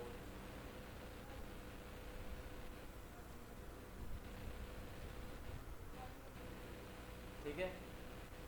अब मान लीजिए ग्रुप सीरीज है, मानते एक उसमें है, एक्स वाले कॉलम में हम लोग किसी ए को ए मानते हैं, लेकिन यहाँ एक्स का कॉलम ही नहीं है, तो पहले बनाना पड़ेगा। कैसे निकालते हैं? मिड वैल्यू, तो चलिए एक्स वाला कॉलम निकाल लीजिए, तो दोनों का सम बाई 2, 2.5,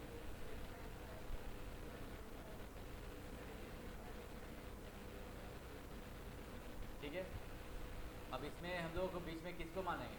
जो मिडिल में देखिए इसी को मान लेते हैं, इसलिए क्योंकि अपर वैल्यू और प्लस लोअर वैल्यू कितना आएगा, अब बाई 2 करो तो आइए ये, तो फायदा से मैं अच्छे से, तो ऐसा सीरीज रहता था, ज़्यादा क्वेश्चन तुम लोग को ऐसे ही मिलता था, इसलिए मिडिल में मान लेते तो कोई दिक्कत नहीं होता था। देखिए ए इसमें 12.5 ले लिए, और वही सेम चीज़ फिर डी आई निकालिए, एक साई माइनस एक, ये माइनस ये करेंगे कितना आ जाएगा -10, ये -5, 0, 5, इसमें 10। कोई दिक्कत किसी को यहाँ तक? फिर क्या करेंगे, इसमें फ्रीक्वेंसी भी है तो फ्रीक्वेंसी से इसमें मल्टीप्लाई करना होगा, मतलब एफ आई डी आई निकालेंगे, ये हो जाएगा -80, -20, 0, 55, 40। ऐड कीजिए कितना आ जाएगा ये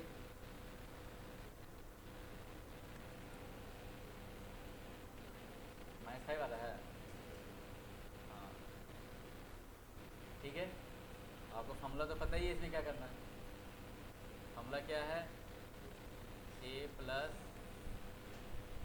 sigma f i d i by sigma f i, बस खाली पुट कर दीजिए, सिग्मा एफ आई निकालना पड़ेगा आपको। ये हो गया 12.5, ये हो गया -5, और सिग्मा एफ आई निकाल लीजिए, कैलकुलेट करिए कितना आ रहा है।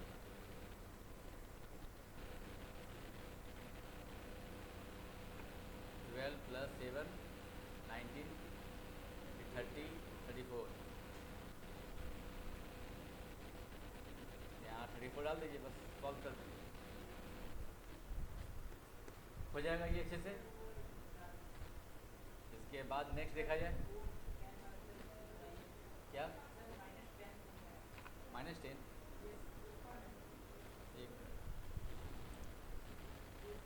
-10 कैसे आया, तो माइनस आप 2.5 में माइनस करेगा 12.5 तो आएगा -10, क्योंकि एक साई माइनस ए है ना यहाँ पर, तो एक साई आपका 2.5 है और ए कितना है 12.5, तो एक 2.5 में माइनस करेंगे 12.5 तो आ जाएगा -10।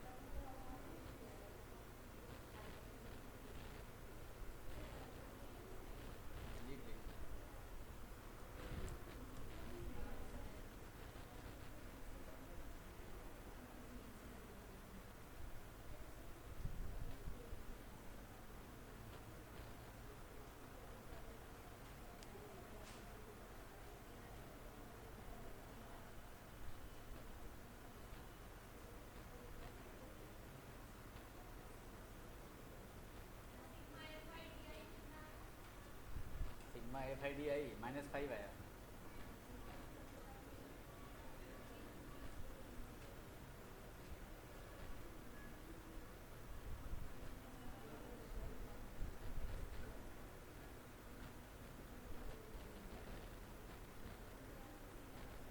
हो गया।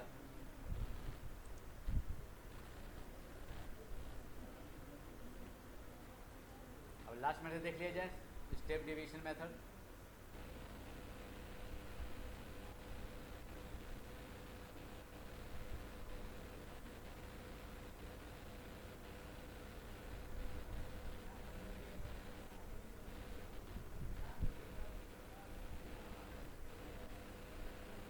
देखिए इसमें कब अप्लाई करेंगे, ये जो अप्लाई होगा सिर्फ आपका इंटरवल का गैप एक कांस्टेंट रहना चाहिए, यानी इंटरवल वाले क्वेश्चन में स्टेप डेविएशन मेथड अप्लाई होता है। आपको इंडिविजुअल सीरीज में लगाने का फॉर्मूला नहीं है ये अप्लाई किस में होगा, इंटरवल वाला क्वेश्चन यानी ग्रुप सीरीज में। जैसे देखो या ऊपर वाला ही क्वेश्चन ले लेते हैं, इसी में समझा देते हैं, इसको तो लिख ही लिया ना आप लोग, इसी में समझा देते हैं क्योंकि एग्जाम्पल वही लेंगे फिर से लिख लेंगे। यहाँ पर देखो जो आपका निकाल रहे थे ग्रुप सीरीज में, इंटरवल देखिए, इंटरवल के बीच का गैप कितना है सब में, सबके बीच का गैप अगर सेम रहेगा तभी स्टेप डेविएशन मेथड अप्लाई होगा। क्योंकि अगर किसी में मान लो कभी कभी ऐसा भी देता है कि 0 से 5 है ये, और ये 5 से 15 दे दिया, और इसमें 5 का ग्रुप है, इसमें डिफरेंस 10 का दे देगा, किसी में 20 का डिफरेंस दे देगा, तो उस केस में आपको स्टेप डेविएशन मेथड नहीं लगाना है। उसमें आप चाहे अज्यूमेंट मेथड लगाइए या डायरेक्ट मेथड लगाइए। स्टेप डेविएशन मेथड अप्लाई तभी होगा जब ये इंटरवल का गैप जो है सब में सेम होना चाहिए। पास में आ गए अच्छे से। जैसे इसमें सेमी है, इसमें आप समझ सकते हो कैसे बनेगा। इसमें देखो क्या स्टेप एक एक्स्ट्रा बढ़ेगा, इसका जो गैप है ना, ये गैप, इस गैप को डिनोट करेंगे हम लोग एच से। यहाँ 5 का गैप है, क्लास साइज 5 का गैप है ना सब में, तो इसको एच से रिप्रेजेंट करेंगे। तो आपको क्या करना है, डी आई को एच से डिवाइड करना है, डी आई को एच से डिवाइड करना। डिवाइड करने से वैल्यू और छोटा हो जाएगा और कैलकुलेशन उतना ही आसान हो जाएगा। और इसको रिप्रेजेंट करेंगे यू आई से। डी आई को जब एच से डिवाइड करोगे आप, तो उसको हम क्या किससे रिप्रेजेंट कर रहे हैं, यू आई से। जैसे डी आई को डेविएशन करते हैं, तो यू आई का कोई स्पेशल नाम नहीं है यू। हाँ नहीं, अलग से बनाने की जरूरत नहीं है, आपको direct D i by H निकाल देना डायरेक्ट, आपको अलग बनाने का कोई जरूरत ही नहीं है। आप इसी में डिफरेंस में निकाल दिया, उसी में डिवाइड भी कर दिया।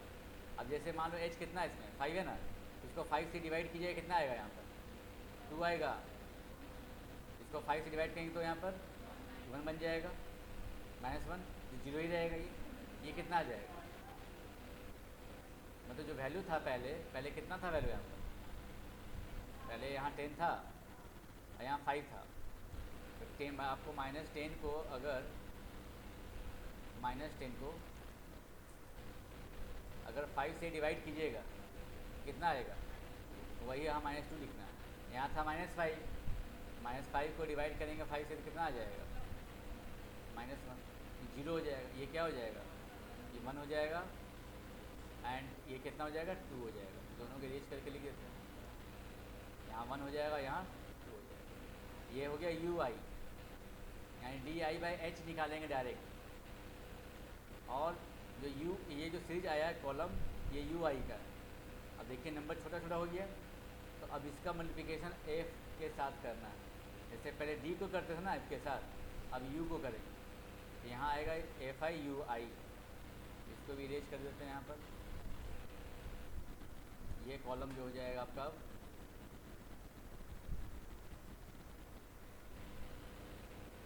एफ आई यू आई, ठीक है। मतलब यहाँ पे करना क्या है, एफ आई को यू आई के साथ मल्टीप्लाई करना है। -16 -4 0 11 एंड 8। अब देखिए, अब इसका कैलकुलेशन करना आसान होगा कि नहीं होगा।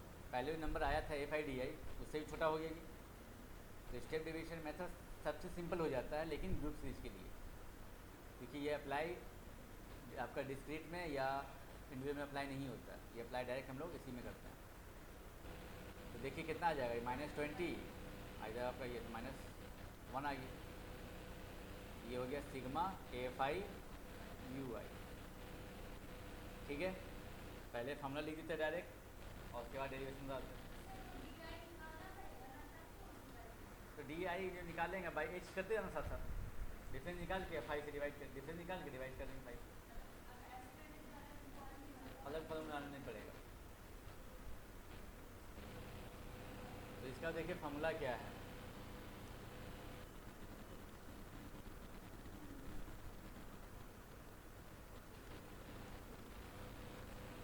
इसका फॉर्मूला हो जाएगा सिग्मा एफ आई आपका sigma A plus H into sigma f I you I divide by sigma F. ये फार्मूला हो गया आपका मीन का, इसमें स्टेप डिवीजन मेथड में। अब ये फार्मूला आया कैसे देख लीजिए, डेरिवेशन देख लो, या आप लोग खाली यहाँ पर वैल्यू भर देना, सॉल्व कर देना, फार्मूला इसको याद कर लो अच्छे से, बस एक्स्ट्रा यही आ गया। और फार्मूला में भरेंगे तो उसमें 12.5 तो भरेंगे ही आप, प्लस एच का वैल्यू हो जाएगा 5, सिग्मा एफ आई यू आई आ गया -1 और सिग्मा एफ आई आ गया 34। बस कैलकुलेट कर दीजिए, हो गया। ये हो जाएगा आपका 12.5 -5/34, और उसको कैलकुलेट कर दीजिएगा, आ जाएगा।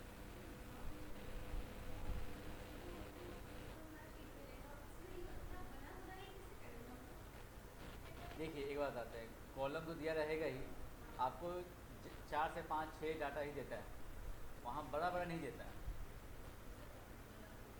बनाना तो उतना पड़ेगा ही, क्योंकि जान लीजिए देखिए होता क्या है ना, क्वेश्चन का पैटर्न इस तरह से बना होता है कि कोई क्वेश्चन आपका 3 मिनट लेगा तो कोई क्वेश्चन आपका देखते घर बन जाएगा, ये भी तो होता है। तो सब एडजस्टमेंट रहता है आपके, उसके हिसाब से बना होता है पेपर। तो आपका कुछ क्वेश्चन तो टाइम लेगा, कुछ टाइम नहीं लेगा, इसीलिए आपको सब तो करना ही पड़ेगा। आपका बाकी कैलकुलेटर आपके पास अवेलेबल है, तो और क्या क्या चाहिए, और फटाफट टाइप। इसीलिए बोलते हैं कैलकुलेटर भी सारा प्रैक्टिस कीजिए कैलकुलेटर का। आप कर लेते हो दिमाग से ठीक है, लेकिन आपका इतना स्पीड होना चाहिए कि देखे हाँ ये कैलकुलेटर इतना हाँ चले स्पीड। हम लोग अभी बनाते नहीं, यानी तुम लोग बनाया करो, तुम लोगों को ज़रूरत है, स्पीड करना है तुम लोगों को।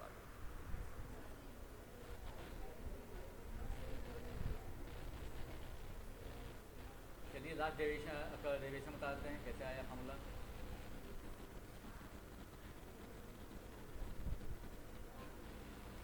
देखो यहाँ पर जो निकाले थे ना sigma f I you I,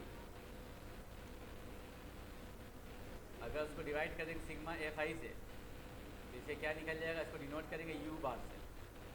sigma f i d आई को जब डिवाइड करेंगे सिग्मा एफ आई से, इसको रिप्रेजेंट करेंगे हम लोग डी बार से किए थे, यहाँ यू आई है तो यू बार से करना। फिर देखिए सेम चीज़ यहाँ पर यू आई के जगह पर क्या लिखेंगे, डी आई बाई एच। ये यू आई क्या था, डी आई बाई एच था। उसके बाद देखो नेक्स्ट, ये एच जो है इसको आप नीचे कर सकते हो, इस एच को नीचे ले आते हैं।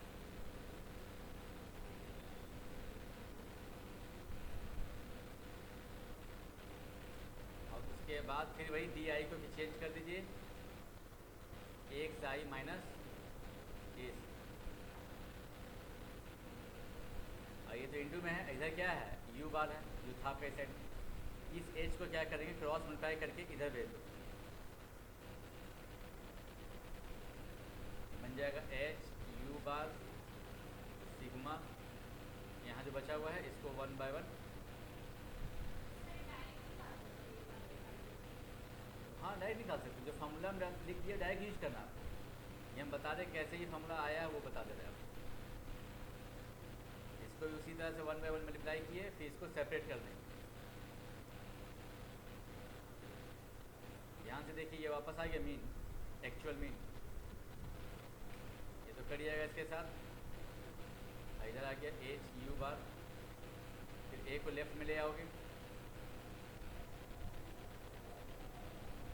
एक्स बार इक्वल टू क्या हो जाएगा ए प्लस, जब ए इधर आ जाएगा एच म्यू बार, और यू बार जो हो गया फिर इसके जगह पर रिप्लेस कर दीजिए। यही तो मेरा sigma f I you I by sigma f आई, यही था फॉर्मूला का डेरिवेशन। बस मैच है सही है, तो इसी तरीके से ही होता है। तो आप लोग को बस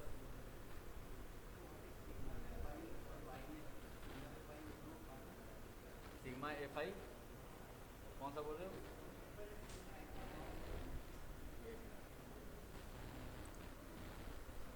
किस जगह पर यहाँ बोल रहे हो क्या, नहीं काट सकते क्योंकि इसके साथ बगल में जो टर्म है एक्स आई भी साथ में है। अगर एक्स आई नहीं होता तब काट सकते थे, अगर बगल में ब्रैकेट के अंदर एक्स आई है तब नहीं कटेगा। हाँ फिर सॉल्व करना पड़ेगा, उसके बाद ही कर सकते हैं। जैसे देखो इसमें हम काट दिए, इसमें आई नहीं ना ए में, तो आराम से काट दिए, लेकिन इसमें आई था एक्स आई के साथ, इसको नहीं काट सकते आप, इसीलिए आगे इसमें जहाँ तक मीन का टॉपिक तो ख़त्म हो गया, लेकिन इसमें भी क्वेश्चन की वैरायटी करना है। इसमें आपका मिसिंग फ्रीक्वेंसी वाला क्वेश्चन रहेगा, मतलब बीच में आपका फ्रीक्वेंसी गाइड कर देगा, वो आपको फाइंड करना। 10th में बनाए ही होंगे तो सब खाली का रिकॉल कर लेना है।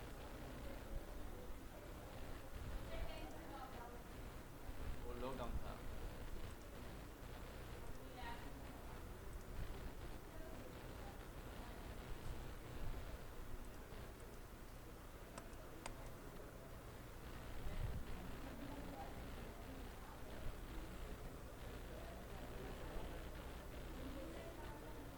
और मीन का तुम लोगों को पढ़ना है नेक्स्ट प्रॉपर्टीज, लेकिन वो आज तो पढ़ नहीं पाएंगे अब, लगने रहा कि एनर्जी आपके पास बचा हुआ लग रहा है।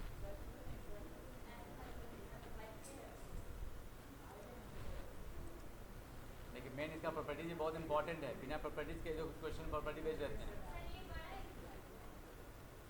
नहीं सब सही है, स्टैटिस्टिक्स में इसी तरीके से मिलेगा सारा। लंबा है, लंबा तो है।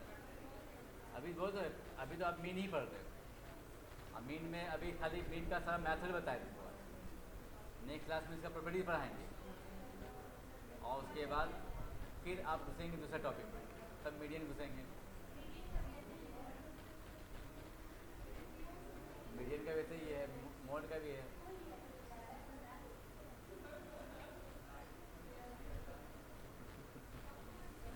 चलो ठीक है, तुम लोग क्या करो, इसका फ़ोटो ले लो अब ग्रुप में डाल देना, एक सबसे बेटर है।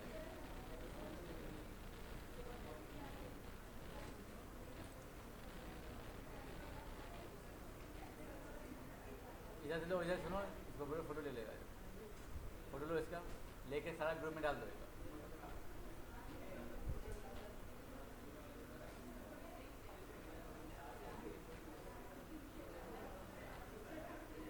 क्या हुआ, फ़ोटो ले लो, क्या हुआ? क्लास आज है नहीं तुम लोग ना, अभी क्लास तो है ना आज?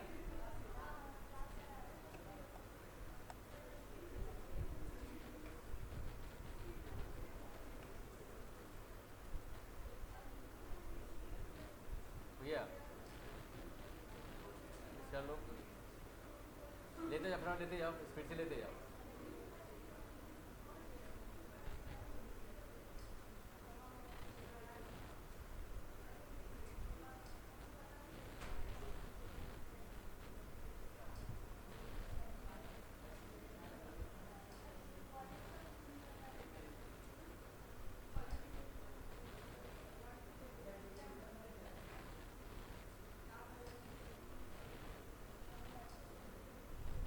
ठीक है,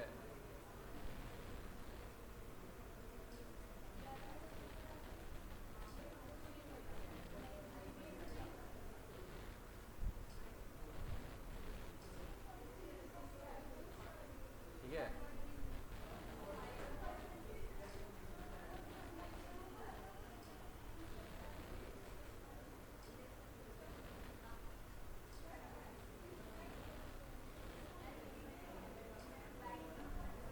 ठीक है, हो गया सब अच्छे से। ठीक, इसको ग्रुप में डाल देना।